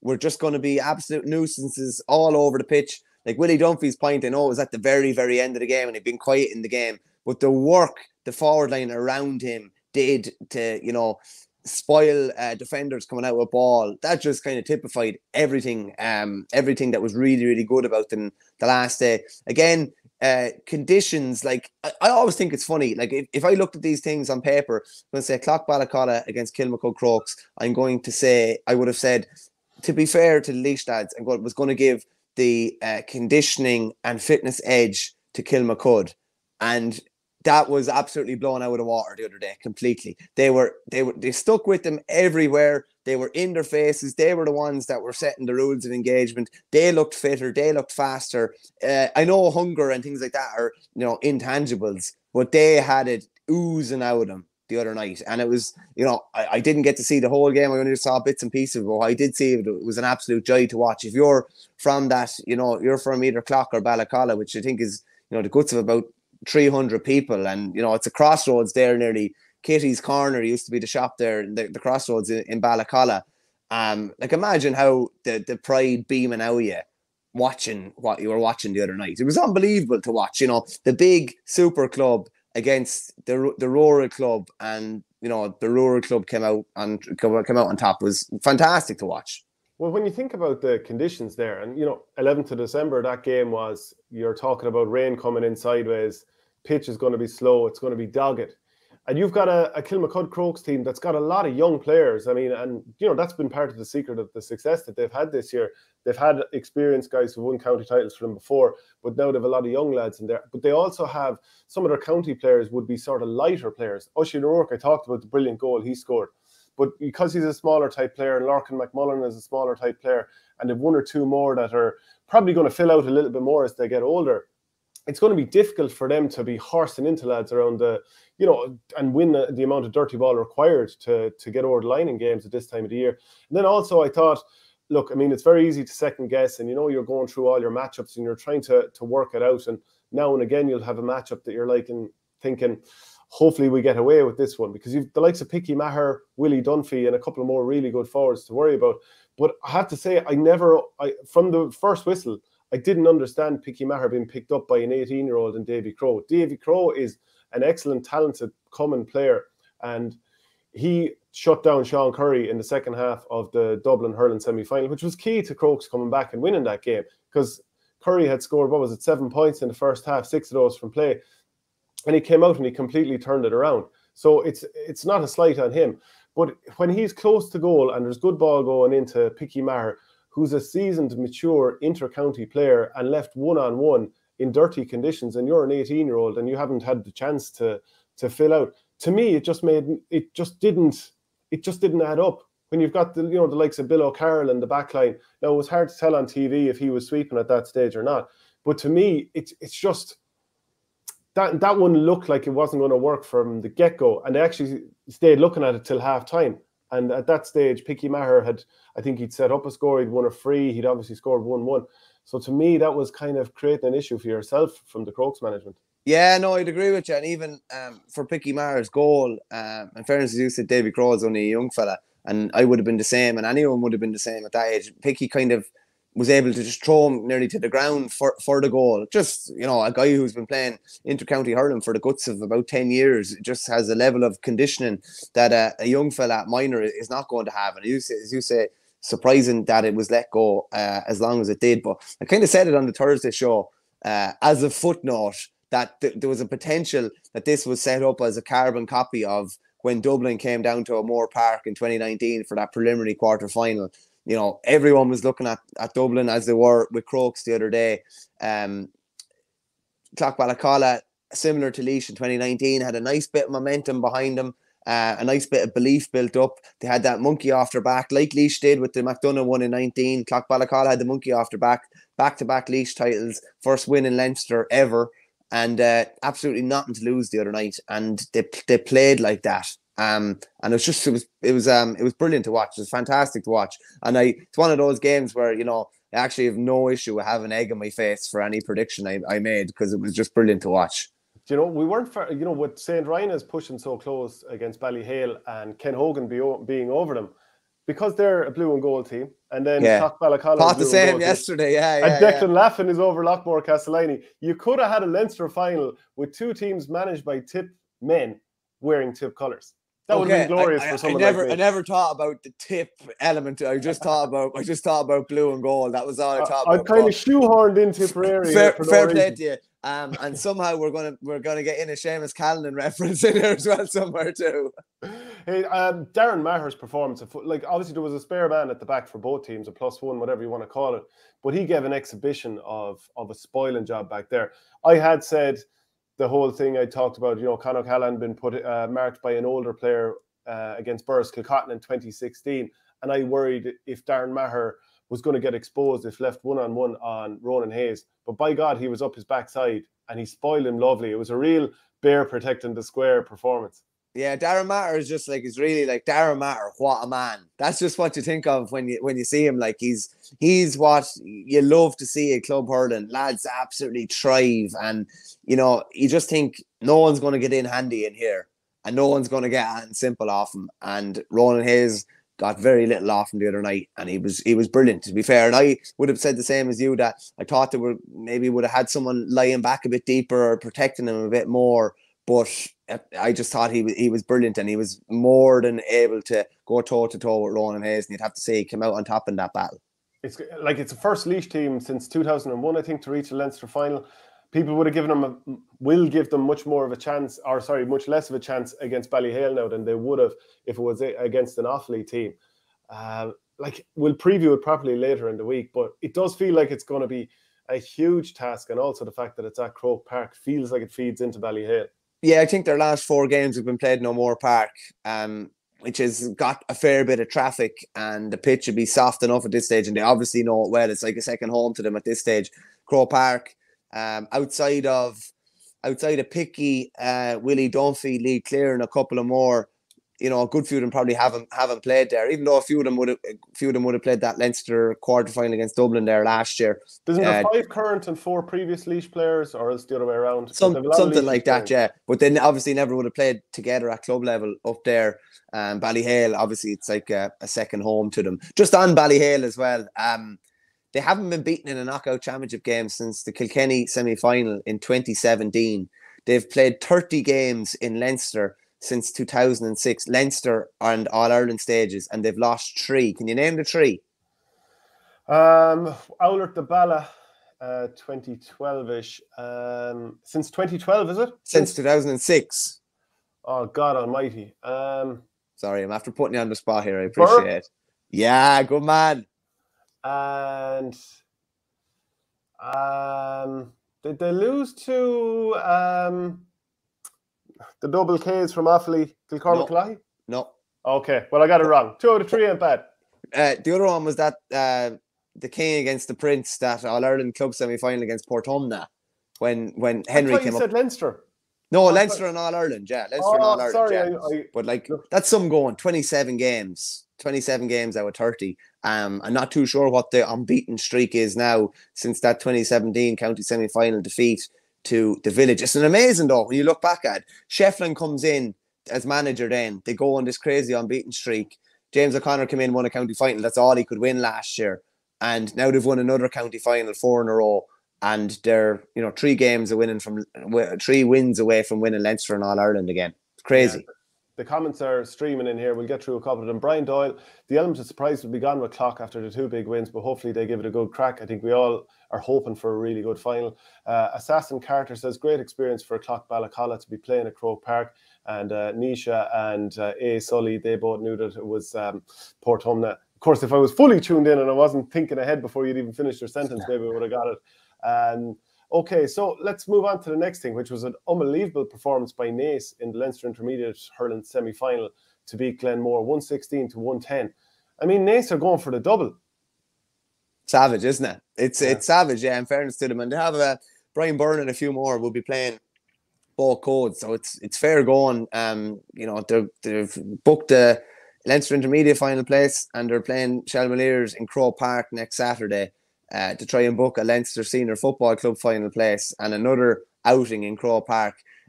This looks probably tighter on the scoreboard than it actually was by all accounts from people that were at the game. Ian Byrne got a late goal for Glenmore from a free to put a bit of a glass on the scoreline. This was a really, really impressive performance by Naas. And if you look at it with the Kildare under 20s beating Wexford recently, the Kildare Miners beating Offaly the year before last, I think. And now, Naas beating a Kilkenny club who I think have won 7 All-Ireland Intermediate club titles. They were beating probably the All-Ireland favourites in this game. It was huge. But I remember going down covering Kildare games and even covering the ring final last year. 5 of the 6 forwards are from Naas. They've got serious firepower. Simon Lacey at the back, obviously a brilliant player as well.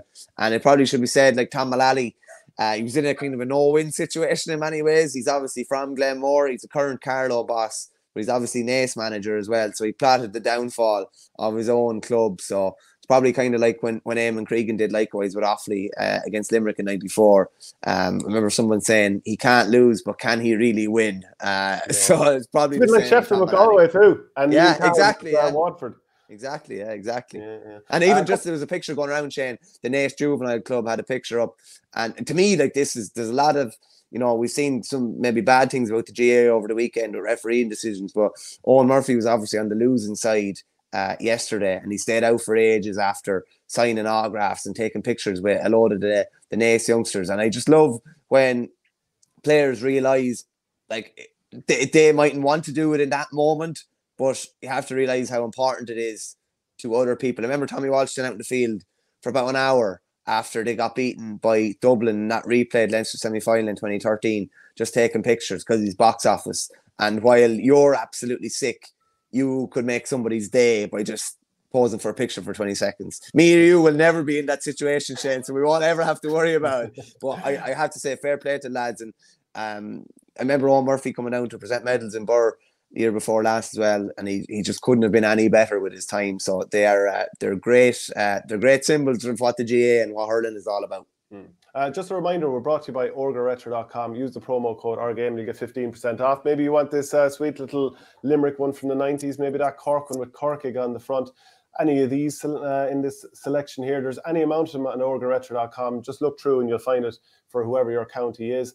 A couple of, also, please do subscribe to the channel. Just click that button in the bottom right-hand corner, completely free and helps the channel grow. If you're interested in either supporting the channel or getting the audio podcast, it's at patreon.com/OurGame. We'd definitely appreciate the bit of support there.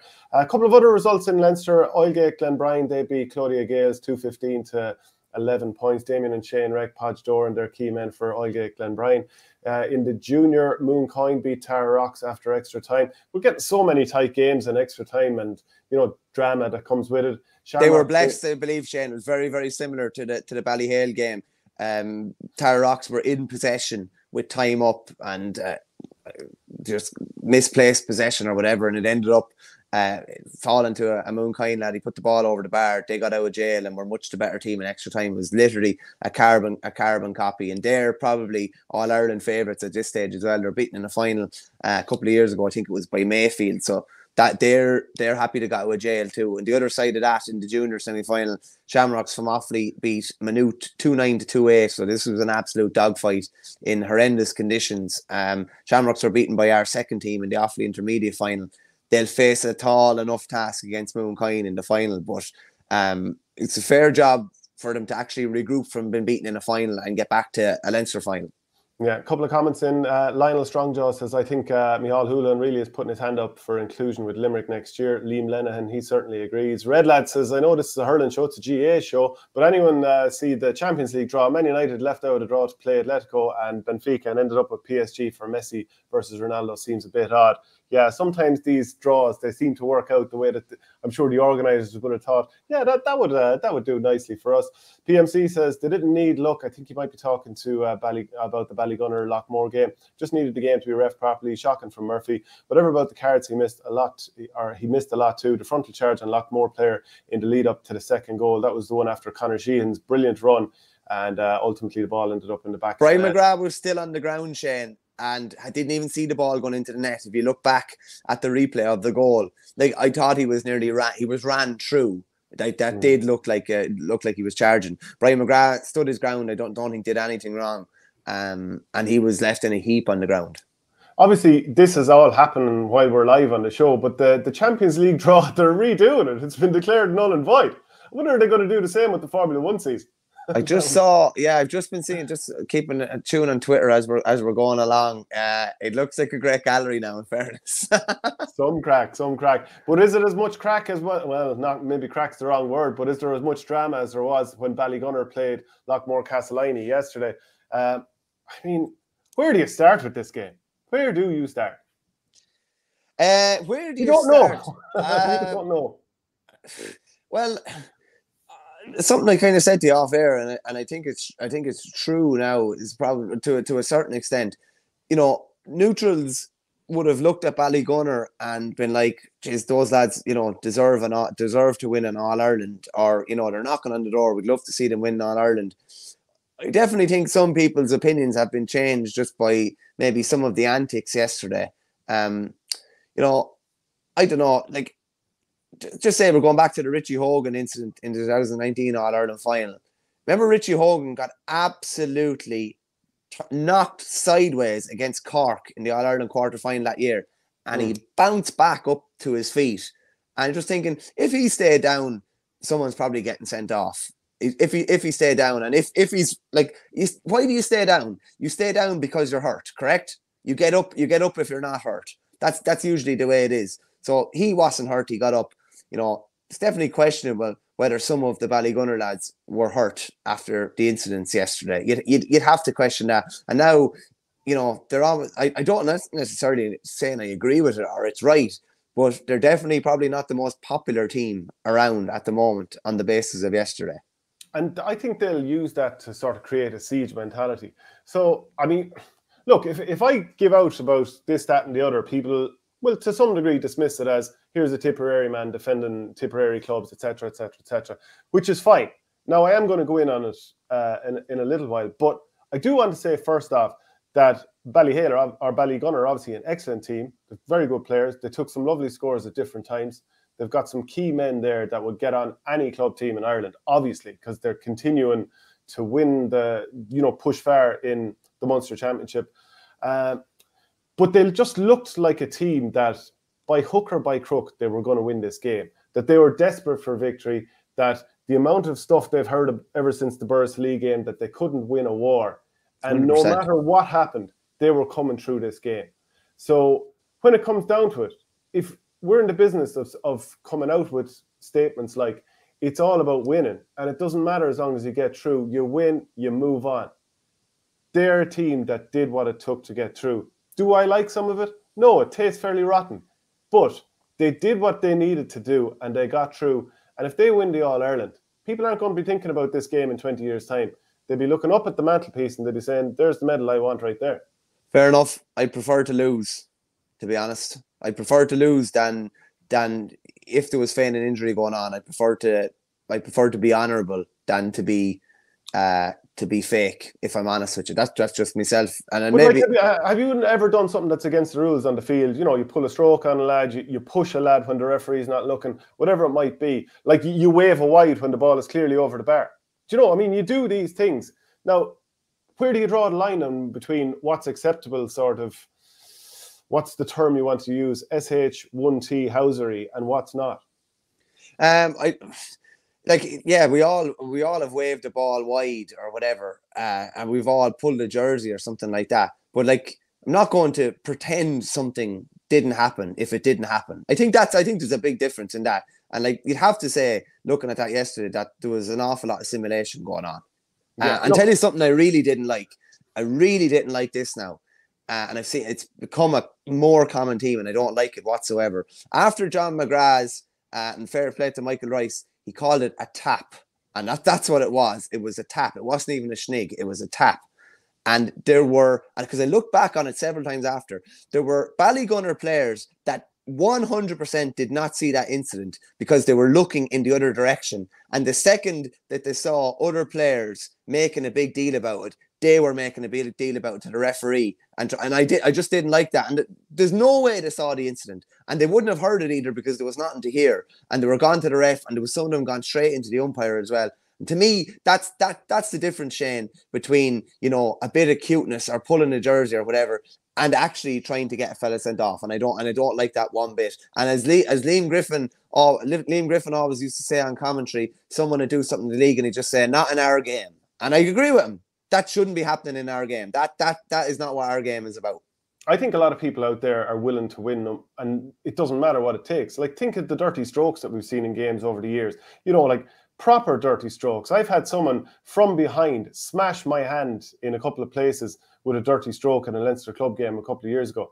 Some people, and like that was when we were obviously going to win the game anyway. I think there are players out there who will go to any lengths in certain games. I've definitely had a few incidents on the field where I'm not absolutely delighted, not overly proud of. I think there are players out there that don't care and don't share your whole idea of, I think they're different. I think they're different lengths, though. I think they're different lengths. There's that, like pulling a stroke. You could say it's cowardly, but at least you're trying. I don't know. It's not. I just think feigning injury or trying to get someone off. I think that's way across the line of pulling a stroke. Compared with smashing someone's hand from behind. Oh no, I agree with you. Yeah, that's obviously not acceptable at all either. I don't know what that is. There's no place for that in any game. But like doing anything to win, I don't know. Faking an injury and trying to get people sent off. No, that's way far gone past the line. And if we're going down that territory in future, we're in a bit of bother. Well, I mean, this is why the likes of maybe Brian Cody has said, we don't want to take the manliness out of the game. And I'm not saying for 1 second that commenting on any player from the games over the weekend that they're manly, because you don't go out and win a Munster club semi-final unless your lads are willing to go to the well. Yeah. But there's no way Paddy Levy was that hurt, should not have gone down like that, especially because there seemed to be an altercation with him and Noel McGrath just beforehand. And then all of a sudden, a shoulder into the stomach, chest. There wasn't a big run-up. There's no way you're that hurt. As I tweeted straight away, I think he'll be up in a second, or else I went to tweet it and didn't. And then there was obviously the other situation a little while later. Penalty one for Loughmore. I didn't think it was a penalty, not in a month of Sundays did I think it was a penalty. But either way, it's given. Barry Coughlin wouldn't give the ball back. John McGrath flicked it out of his hand, seemed to connect with it without his hand. Barry Coughlin went down. As I said to the people that I was watching with, he'll be up in a second here. He was up a few seconds later, but not until two players ran to the umpire saying, look at that, look at that, look at that. And at that situation, that was basically trying to influence the referees to get someone sent off. So I have to say it left a really, really bad taste in my mouth. That it was there was a succession of bad decisions, but there was an attempt to deceive the officials and exaggerate those situations. So, do you know what? Yeah, fine, I am from Tipperary and all that, but it was poor. It was very, very poor. I don't know if you remember the late, great Eddie Guerrero, the wrestler. He used to have this kind of saying, he lies, cheat and steal, you know, and it was funny. It was wrestling. It's not real. It's choreographed. It was, you know, it was funny. But to see that going on, you know, in our national games is not something I like whatsoever. I can't, I just can't condone that in any way. And as I said, no issue saying it. I prefer to lose than to basically leave all morals and scruples at the door, you know. So why do you think it's okay to hit pads off the ball but not to react to being hit? Need to take off the glasses. I'm not sure what you mean there. The pads off the ball. Hit lads off the ball. Hit lads off the ball. Well, no, I don't think it's okay to hit lads off the ball, but it's okay to be, you know, pulling and dragging lads and, you know, niggling at each other. And, you know, I don't see anything wrong with that. That's just kind of man-to-man combat. Hitting a lad off the ball is not okay. Yeah. Like, do we want 20 red cards a game? Is that the route we're going down? Do we want to sanitize it and have people diving around like soccer? Like, yeah, but just to be clear, it's not okay to hit lads off the ball. That is definitely not okay. Is it okay? You know, is it within the rules somewhat even, and you're bending the rules to be pulling and dragging and, you know, doing bits and pieces? It's not okay to hit a lad off the ball. No, it's not. It's not okay to tamper with a lad's helmet. None of those. You're not. That's not allowed. But, you know, to over exaggerate a hit and make it look like you're after being killed when you haven't been, that's totally wrong in my book. And I think it needs to be called out at this stage so that it doesn't get worse down the line. So we saw what happened when Tiernan McCann had his hair ruffled by one of the Hughes brothers. Was it Darren Hughes that time? So, yeah. Several years ago now. And it was called out. And you want it to be called out because you don't want more people doing it again and thinking, do you know what, you'll get away with that sort of thing. And, you know, you get a victory because of it. Niall Heffernan makes a point here. Ballygunner weren't particularly impressive yesterday. And I actually wasn't impressed with them against Bally either when they won 320 to 2-6. Are they tying themselves in knots with the anxiety to win? That's an interesting insight into that one. Noel McGrath sending off a joke. There's a lot of people saying that kind of stuff. Noel McGrath's belt was very, very silly, lads. You have to admit that. Not a red, but a stupid thing to do. It was off the ball and straight into the chest. I mean, if a yellow card came in, I'd say fair enough. To me, it must have been a case where the linesman and the referee went over to the linesman. The linesman must have thought the hurley was Doug Paddy Levy. It did look like that. It did. It could have looked like that from an angle. Yeah, from behind. But like, if you haven't actually seen it, how can you give it, and how can you influence a final to that degree by giving something that you definitely haven't 100% seen? Yeah, I remember something like that happened in a game I was playing in. Can't remember. And it was kind of obvious what had happened. And I remember the referee just saying, lads, I didn't see it. And the umpires went in, we didn't see it. You can't give someone a red card for something you didn't see. You know what I mean? It's like, you know, if I'm at a match and, you know, we're talking about it the next day and you're saying, is that a red card? I said, like, I didn't see it. I know Arsene Wenger used to always use it as he did see a lot of the incidents he subsequently said. But if you haven't seen it, particularly as a referee, you cannot call it. That's why they use their linesmen. That's why they use their umpires. If they haven't seen it either and they're not sure, if in doubt, you have to err on the side of caution. And put it this way, you might say, okay, John McGrath got 2 yellows and it's silly to kind of try and flick a ball out of a lad's hand and whatever. If the man doesn't go down on the ground, you know, acting as if, you know, his hand is in serious bother, then the yellow card is never given. But even if you were to give a yellow card for that, between both yellow cards, did it feel like he deserves to no longer be playing the rest of this game? Did enough happen in that incident? I mean, to me, there are sometimes when you say, lads on a yellow, do you know what, that wasn't great, but we're going to let you away because you haven't really done enough overall to be sent off. And this is where, to me, common sense comes into it. Yeah, there has to be a bit of common sense. The only thing, I was looking back at the game this morning, the Ballygunner game, and I obviously knew that John McGrath ended up on 2 yellows. There was 2 or 3 different incidents in the first couple of minutes where I thought he's going to pick up one of these soft yellows where he gave away a freeze. Now, subsequently, he probably had a fair whack of freeze given away, all told. I'd say, you know, for consistency, he could have easily gotten a yellow for persistent fouling nearly at one stage. But no, it was such a harmless little flick. And there was actually no reason for the player in question to pick up the ball off the ground anyway. You know, it was a Loughmore penalty. So there was actually and the ball was on the ground and he picked it up. There was no reason for him to have the ball in his hand. Sean O'Sullivan adds, Milan went off in 04 for something similar and took his licks. This isn't new. Milan's shoulder wasn't a shoulder. To me now, I just don't understand why you look at this incident and then somehow try to conflate it with something that happened 17 years ago. Yeah, I have to say I do think that the John Mullane thing is interesting from the point of view. John Mullane got a red card, and if you look at, like, is John Mullane the only inter-county player that didn't appeal a red card when he could have played on in that championship? Look at the Dermot Connolly red card, successfully appealed. Peter Casey red card, successfully appealed. Orla Cronin's red card in this year's All-Ireland Camogie semi-final, temporarily successful or whatever. Like, in fairness to Mullane, he knew he had done wrong and he didn't appeal and he took his licks, and maybe that was one of the reasons that Waterford weren't able to go on and win All-Ireland that year, because they were missing him. But he obviously just said that he had done something wrong and was going to, take his punishment. And to me, I think that's more honourable than appealing something when you've done wrong. Sport Elliott says Ballygunner dominated the first quarter, scoring 1-5. Loughmore didn't score their second point until the 16th minute. Loughmore seemed very frustrated and lost their discipline. Ballygunner called their bluff and took advantage. Yeah, keep the comments coming in, because obviously we've kind of laid out our case here, but we do want to hear all sides and not just have people think that we're just kind of attacking Ballygunner. I think we have tried to give both sides of it. Like, for example, what I'm saying, this is a team willing to do anything to win.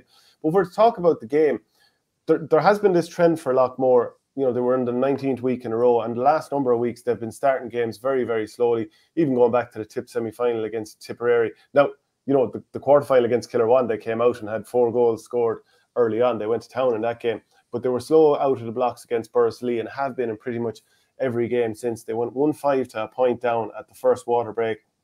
Loughmore did miss 2 goals early on. Like, let's be fair to Stephen O'Keefe, he made a couple of great saves, but I suppose at the flip side, John McGrath would be pretty disappointed with his finishes. Desi Hutchinson was getting absolutely gorgeous ball into him. I mean, by the way, we should point out that there was 2 players from Loughmore that were missing due to COVID. So Willie Everson has been absolutely brilliant for them this year, and also Liam Tracy, who, I was suggesting last week maybe he could go in and stand on Philip O'Mahony and maybe try to frustrate him at centre-back. But they were down those 2 players. Lorcan Egan took up the job there. To be fair, like, people would say, geez, why isn't he closer to him? You don't get close to Desi Hutchinson. Yeah. The ball. Like, yeah. Desi Hutchinson starts on the edge of the 6-yard box. Ballygunner try to work the ball around to a situation where they have time to stand up and strike a lovely ball to where Desi Hutchinson wants it. Lorcan Egan has absolutely zero chance, as do most defenders in those situations. So I wouldn't have any criticism for him. Just on that, Jane, I was chatting to Joey Holden about this recently, how hurling has changed. And he just said, used to before, when the ball was coming in, you knew it was coming in and you could try and anticipate it. He said, if you do that now, you're gone 10 yards this way. The delayed ball in, he's picking up the ball in 20 or 30 yards of space. It's such a difficult position to play a cornerback, fullback in a 2-man full back line when that sort of glorious ball is going into a forward. And he's literally he's a soccer player as well. He's doing dummy runs. He could be making 6 runs before he makes the run where he actually receives the ball. And if this lad's a professional athlete for a number of years, you can imagine the level of conditioning he's had. Yeah. And the speed of him. But yeah, I mean, you'd have to say that Ballygunner, a couple of players really stood out. I thought Shane O'Sullivan was very good, caught a couple of really good high balls. A real warrior, yeah. Yeah. Paddy Levy got on a load of ball over the course of the game. So, I mean... What about the Paddy Levy flick, which we talked about before? Oh, geez, it's relentless, isn't it? Yeah, but how good was it for the goal as well? Yeah, it was lovely. Because a hand pass could potentially have gone to ground. Just the flick was that efficient, and it didn't allow the keeper time to, I suppose, know what was going to happen next. Whereas with a hand pass, he would have been able to read it. I wonder with the Desi Hutchinson situation, it's so difficult to mark that kind of ball in a one-on-one situation for the likes of Lorcan Egan or whoever else is in there. If you're going to have someone sit back, and they did have John Maher sit back a little bit at some stages, but like I've been nearly thinking, have 2 lads standing both like 3 or 4 yards either side of him, so that no matter which way the ball is coming, you have a head start on him. Or if he makes a run, there's communication between the 2 lads and the goalkeeper, and they just say, look, as in, let's say it's, player 1 and player 2, shout 1 if 1 has to go, shout 2 if 2 has to go.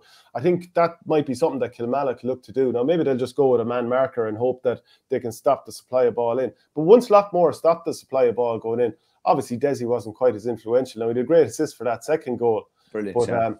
But he does win some good ball. Like, you would think a player of his size profile, and when you're all about, well, you're not just all about speed, but when you're such a speed merchant, then maybe these conditions wouldn't suit you. By God, there's a dog in him too. He's well able to stay going no matter what.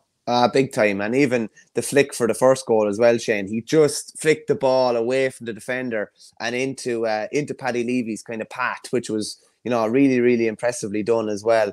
There was lots of aspects to the Ballygunner play. You have to say they put the shut out on Loughmore, obviously under pressure down to 13 at the end. But after Tommy Matter's point in, I think it was the 33rd minute, Loughmore only scored 1 point thereafter. And they did have, 14 men for about 15 minutes of that as well. But just what you said there about the ball going into Desi Hutchinson, I do agree. Loughmore probably should have sat guys back, because yesterday wasn't the sort of day where Ballygunner were going to be able to hurt you from distance. You just, you weren't able to score from 90 or 100 yards yesterday, just with the way conditions were and how difficult it was. So I think really shutting up shop in that full, there's no way there should have been that much space in the full back line yesterday, given the way conditions were. It's the sort of day where you actually could have sat back an awful lot more and just held really, really tight, Yeah, and it was great performances from Ballygunner too. Barry Coughlin obviously held the square well, as he always tends to do. Ian Kenny won a few balls. I remember him fist pumping one of them at one stage. Sean O'Sullivan says, agree, Ballygunner not impressive. Should have been well ahead into the second half. They put men behind the ball. Second half to counter the gale. Difficult to watch. Great interceptions by Loughmore. Mean Boy 69 says, the sort of red cards they give out in the league, not in Munster or Club Championship, after months of effort that the players put in. Luke Toomey says, Kieran Connolly and Levy, class in midfield, surely brought up to respective panels. Connolly was deadly, Shane, again, and you called it fairly far out now, in fairness, but he was brilliant yesterday, and the more adversity they had, the better he got. Yeah. A few more comments coming in. Mark Corcoran says, Tracy, a loss as a ball winner. Shane Power, Leinster final pre-Christmas and Munster post-Christmas. Why? Surely an advantage for the Munster team playing a game closer to the All-Ireland semi-final and final. Or you would say that the Munster teams don't get a chance to enjoy Christmas as much as they could, whereas the Leinster team, whoever wins it or loses it, then gets to enjoy Christmas and, have a day or two of being a sow, and then they can go again. Awkward one. You don't get to enjoy Christmas, but if you win your provincial final, you have a better chance of booking a place in the All-Ireland final. So it's kind of an awkward one. Yeah, Bert Giggles Ash Tiger says, of the top counties, most headless Reds seem to come from tip teams in key games, i.e. Benny Dunn and Tommy Walsh, Toombs Brislan on Adair's Conor Fitzgerald, Nowden McGrath. By God. Nisha says, yes, Conor Sheehan, very underrated for Ballygunner too in midfield. Yeah, and I thought he was brilliant against Ballyhale. He seemed to really take that game over. What way does the All-Ireland draw work now? Says Jack Nulty. So as far as I know, isn't it Leinster against St. Thomas's and Munster against the winner of the Ulster Championship? Funnily enough, I was chatting to someone around Thomas's, and they didn't even know, and they weren't unable to find out as well. It's that difficult to find out, and this information is not freely available. Talamanchie is a good answer to what way does it work out. Whoever meets Limerick next gets knocked out. Let me just see here. Father Hogan says 3 points in the game. John McGrath ground shot saved by Saki, Stephen O'Keefe. Brian McGrath fouled for Ballygunner's second goal. An overturned penalty with John McGrath sending off. And Shane Power says, I don't remember seeing that, but I could be wrong on that. Really good player nonetheless and deserves to be in there. John Maher, a very good player, but hit 3 very bad wides in the second half and lamps the ball long every time. Old school type hurler, says A. Sully 180. I mean, that is definitely something you need, a bit of coolness in weather like that. And I'm not saying it's easy, and he's had a brilliant season, but there was one wide where he had John McGrath just outside him, and instead of winding up, he could have popped a little hand pass. And would I rather John McGrath shooting from 60 yards or John Maher from 65? I think we know the answer there. Yeah, no, it's a fair point. You need to be so comfortable in possession in the modern game. You really, really do, and you need to be so adaptable with what you can do with the ball. You need to know when you can go along, but the majority of the time you need to be able to pick that 20 or 30 yard pass. So it's going to be interesting to see what way Colin Bonner looks at John Maher with Tip next year, if he sees him as a realistic kind of option in defence. And Frankie McGrath, can't remember now at this stage. Did you read out his quotes about the venue or maybe about No, I'll just briefly go through them. He just said about the venue down in Friar Field. He said these guys absolutely deserve better for the game for the game to have been played under floodlights today, like 2 outstanding teams, and we have to play. No disrespect to the people who have to look after the pitch, but today was a big hurling match of the day, and we played on a poor pitch under lights.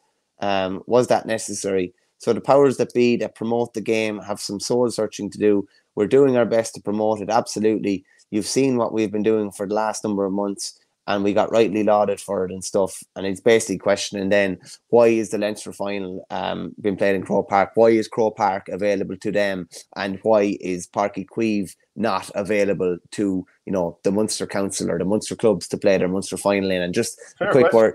Yeah, no, it's very, very, very fair.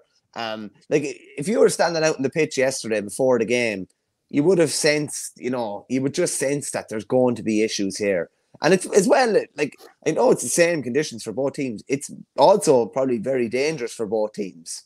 Do you know what I mean? Someone slides out near the sideline, ends in on top of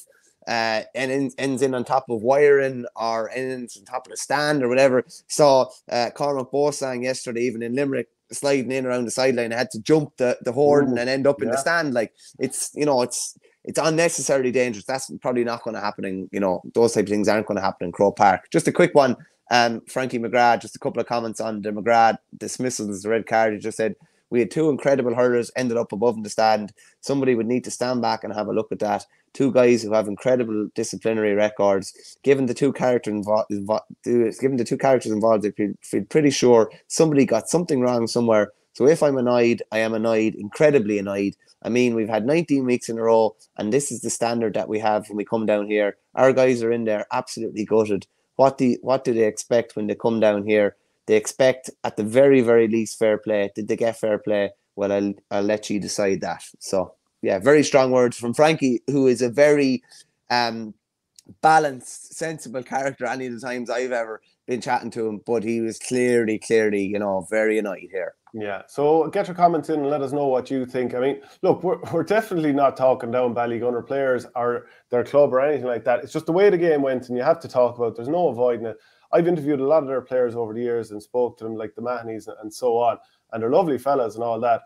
But I think there's many situations where when teams go out in the field, and I'm not talking about the Mahonys, but, you know, you become different sort of animals, and you are I think especially, I'd say the pressure locally, or the pressure that they put on themselves to, you know, they've been in Munster so often, and they've won it once there a couple of years ago. But I'd say the pressure is so great that there is that element of they're willing to do anything to win this thing and go on and win All Ireland. No, I do agree with you, and I reckon that Boris Lee game, whether they'll admit it or otherwise, has been referenced 1,000 times to them. 1,000 times. Every training session since, I'd say. And it's, you know, basically, you know, questioning their character, questioning whether they're able to win in conditions that are far from prime conditions. And it's funny, as I said, when we had Dave Clarke on earlier, now all of a sudden, Ballygunner were roaring half favourites to win Munster and second favourites to win the All Ireland, and now maybe the odds won't suggest it, but it's not far off a 50-50 game. And from potentially complacency setting in, Ballygunner now have a point to prove again, and they'll have another cause.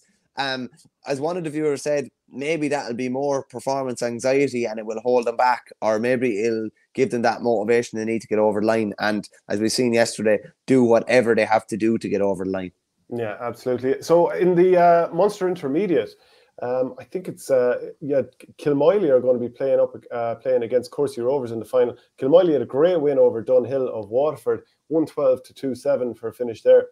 A bit of a nail biter in Páirc Uí Chaoimh. It'll be their first final appearance since 2016, and they went 5 points up in the second half. Dunhill drew level with 10 minutes remaining. A couple of outstanding points from Daniel Collins, who got 7 overall. That got them over the line. And also the likes of Paddy and Morris O'Connor were very, very good. So great success once again for John Meyler. Some man, isn't he? Yeah, it just keeps on going, in fairness. So Meyler has managed Kilmallock to the Munster Intermediate final against Courcey Rovers, a club which he won a Cork title with in 2011. And he's brought great success to Kilmallock. That's just going to be added intrigue to that final there as well. And there was obviously a big story in Connacht as well, with Toreen doing back-to-back. I think the last one, they won it in 2019. There was obviously no Connacht last year or no provincials last year. So they're after doing back-to-back 2 and 3 years. They beat Mike Cullen, the Galway Intermediate champions, 115 to 14 points. So some going, in fairness. And you see the emotion. I know the likes of Carl Freeman and others are very vocal on Twitter, and big hurling men. It's a small pocket in a massive, massive county, but they're fanatical hurling men. Even so, you can see last weekend, Carl Freeman was on the Champion 15 team, and Keith Higgins, who went back to Mayo after a glittering football career, was the Nicky Rackard Hurler of the Year as well. So he's obviously Ballyhonest, but yeah, massive, massive day for them. Yeah, and again, like Courcy, great win over Mungret St. Paul's in their Munster Intermediate semi-final, 118 to 117, and we keep saying that so many of these goals are going down to just a poke of a ball or a kick of the ball when it comes to the football championship. P-Well 74, Limerick man, says, Loughmore, we're playing on the edge all game. Nothing against the McGraths, but John doesn't have a clean disciplinary record. I know you got sent off in, was it? Wexford All-Ireland semi-final, was it, 2019? Yeah, and was that was overturned, or was it 2 yellow cards? I'm trying to remember. I think it was 2 yellow cards. I think it was 2 yellows, yeah. Yeah, I remember someone was coming out with the ball and he went for a flick and went for a flick when the ball was in someone's hand and got a yellow card. Why should a senior club like Kilmallock be playing intermediate in Munster? Makes no sense, asked John Hoare. Well, I suppose the alternative is if you put them into the senior championship and they lose games by 30 points, you'll be asking, what sense does that make?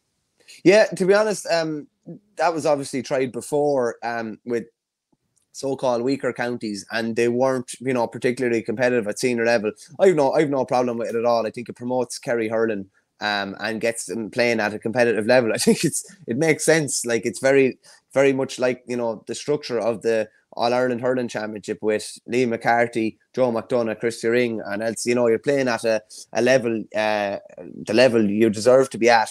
If they are able to win the Munster Intermediate or win the Intermediate All-Ireland, then they could obviously, go up to senior next year. But I do think it makes sense. I'm not sure if this makes sense. I just was talking about Shamrocks earlier, that they're in the Leinster Junior Club final. Like, our second team beat them by a point in the Offaly Intermediate final. I could see why you wouldn't have wanted potential second teams or maybe third teams representing the county at provincial level maybe years ago, and maybe there would be packed teams and things like that.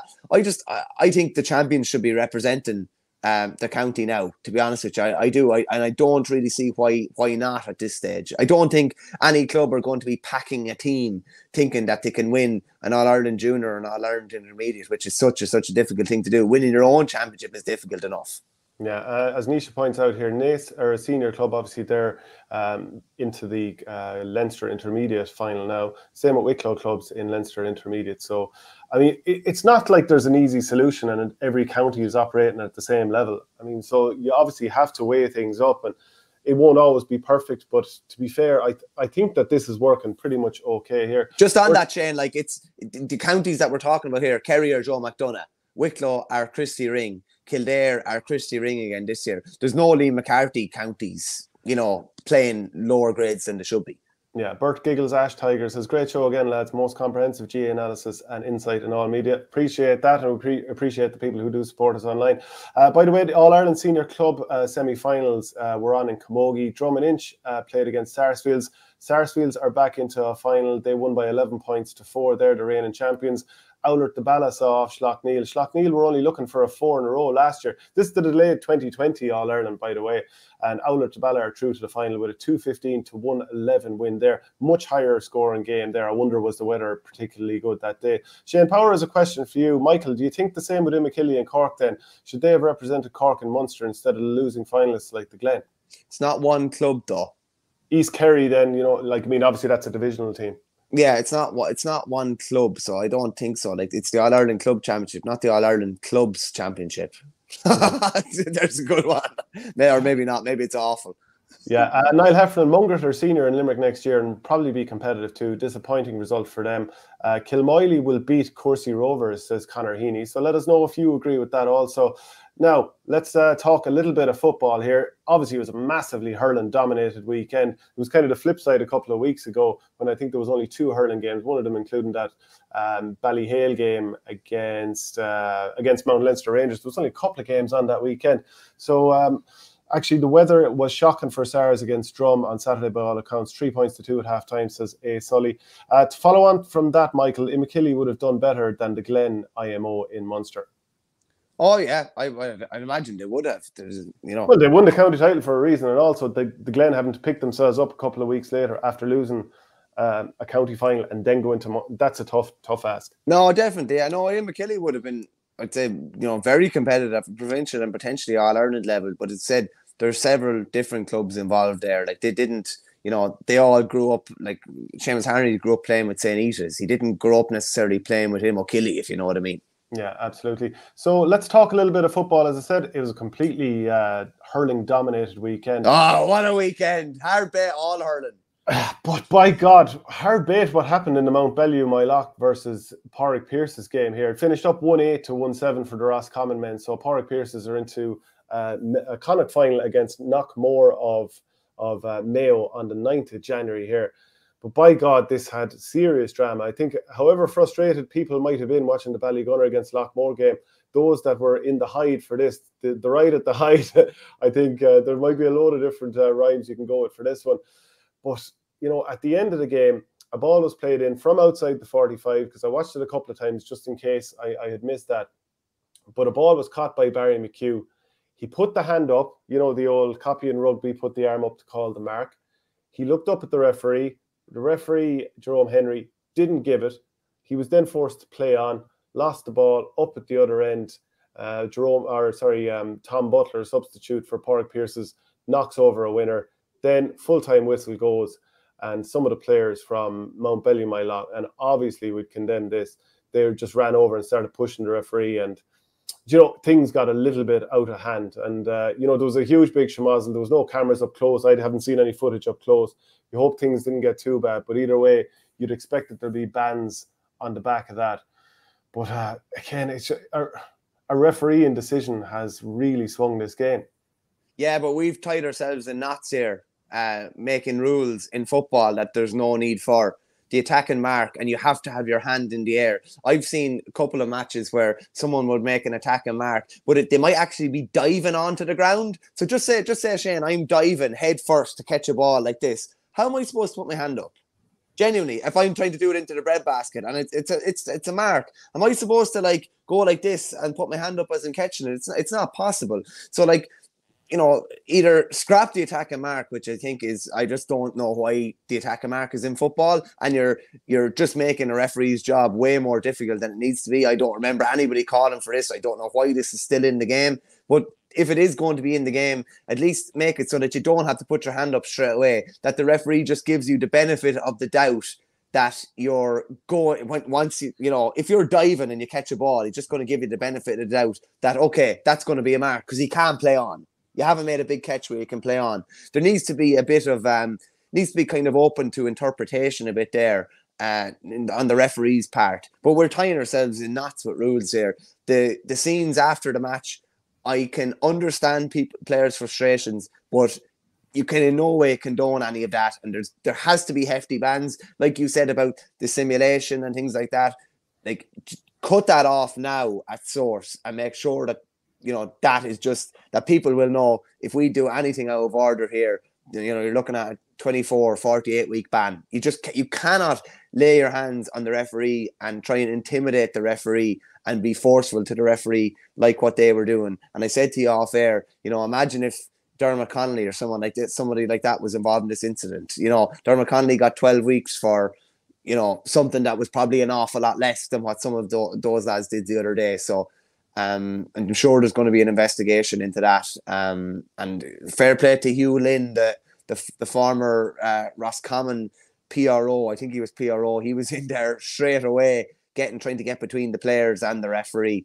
But again, I think it's a problem that we've created ourselves. It was only a matter of time before it was going to happen. Some sort of controversy with an attack and mark, because to me there's no reason it should be there in the first place. Yeah, like Barry McHugh and Paul Carey did swap first half goals, and as I said, Tom Butler, he popped up with that winner, and yeah, it's just a terrible one. And there was a tweet afterwards. I think it was Clough-Ballacolla tweeted it was actually a free because he can't be touched for 4 steps if he plays on. Contact is made within that, so it should have been a regulation free. But I think if the mark wasn't actually called, then it probably can't be. Conor McGrath says, I actually don't mind the forward mark. Promotes good kick passing and catching. A Sully 180 says, we all get upset by refereeing decisions, but you can't put your hands on an official no matter what. And I think we're all in agreement on that. Sean O'Sullivan, he's talking about this is a situation like what you had suggested, where if you catch when you're sliding on the ground and how do you put up your arm? Just do it like rugby, shout mark if you can't lift the hand. Problem then, I suppose, Sean, is if there's a raucous atmosphere. I mean, I've been on pitches when, you know, there's 5,000 or 10,000 there. You're trying to scream at someone a few yards away and they cannot hear you. So a referee mightn't hear you shout mark either. So gum shields don't make it any easier either, to be honest with you. You see a lot of lads when they're talking on the pitch, they actually have their gum shields in their hands between plays and stuff like that. That doesn't make it any easier, but it definitely is some sort of a solution to it. Yeah, I've just been sent a link to a video here by Derek Lynch of Clare FM. So Mark Rogers is after doing a bit of I suppose a bit more magic. Remember him earlier in the year? He got that unbelievable score, kicking the ball into the net, and he's done it again. There, he's a fairly tasty player, is that Mark Rogers? Did you see Noel McGrath's little chip? He's like the chip solo on the run yesterday when he had no hurl. Poor old Brian tried to do it later on in the game, and it didn't work out. But in fairness, I think Liam McGrath did it as well. Did he? Yeah, fair play. Noel McGrath did a lovely flick. Noel McGrath did a lot of good things for the length of time he was on the pitch, in fairness. But you love seeing pieces of skill like that, in fairness. Yeah, I have to say, I meant to mention him earlier, but I thought Liam McGrath had a very good game when Ballygunner were on top. I thought he was really good for winning ball. And Evan Sweeney as well, 37 years of age. The amount of ball he won in dirty conditions, you know, I'd have to give him a lot of credit too. The Loughmore boys were on to me on Twitter. I was praising Evan Sweeney after the county final, but I said he must be near 40. So he got back to me to say that he was only a young pup at 37. But, you know, I don't, just on Loughmore for a second, this, you know, and yesterday should not in any way taint one of the most magnificent GA years for any club. It was absolutely phenomenal year. It's a disappointing way to finish it. There's no point in saying any different, but it should not in any way taint, you know, what's been a wonderful year, with obviously the two McGraths in particular, John and Noel leading the way. Where would you even start if you were to try and pick a goal to the weekend? I'd start with Desi, and I'd finish with Desi, to be honest with you, because in awful conditions, Desi Hutchinson was the difference maker for Ballygunner yesterday. He did very little wrong. And you know what? The real soccer side of him too is I think he played midfield attack when he was playing soccer, but he's a provider as much as a scorer. Like he's, you know, if the shot is not on for him, he's the ideal teammate in that he'll always try and pick out the man in a better position. And even the hand pass over for Ballygunner's second goal, it was a sympathetic hand pass into a bit of space to give, you know, his attacking colleague a chance. And even the flick for the first goal as well was brilliant. And he took his own scores. And in awful conditions, I just thought he was superb, in fairness. I'm starting to wonder what's going on with this Champions League draw as well. I'm sure we'll find out in a couple of minutes. I was just flicking on Twitter there, and I think the balls are being drawn again.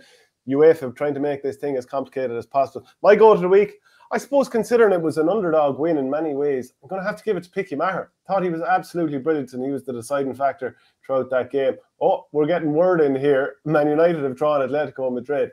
So, you know, tasty enough. Would we have preferred to see Man United against PSG?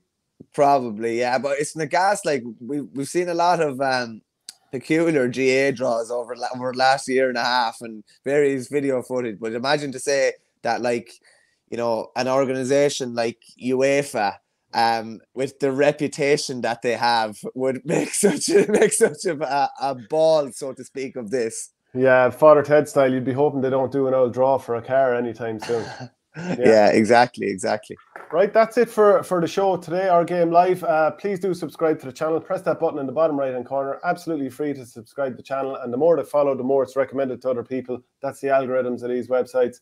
Please do consider going to patreon.com/OurGame if you want the audio podcasts. Obviously, if you're going for a walk or something like that and you don't want to have YouTube open, no better way to do it. And please do support orgaretro.com. You can get 15% off any of their jerseys or gear there by using the promo code OurGame. They have a great selection, whether it's this stuff that you're looking at on screen here. This beauty's back in for Christmas as well, I think. Yeah, so get there now. It's obviously a great little gift. So that's it for the show again. And we'll be back again of a Thursday. Cheers, Shane. Take it easy.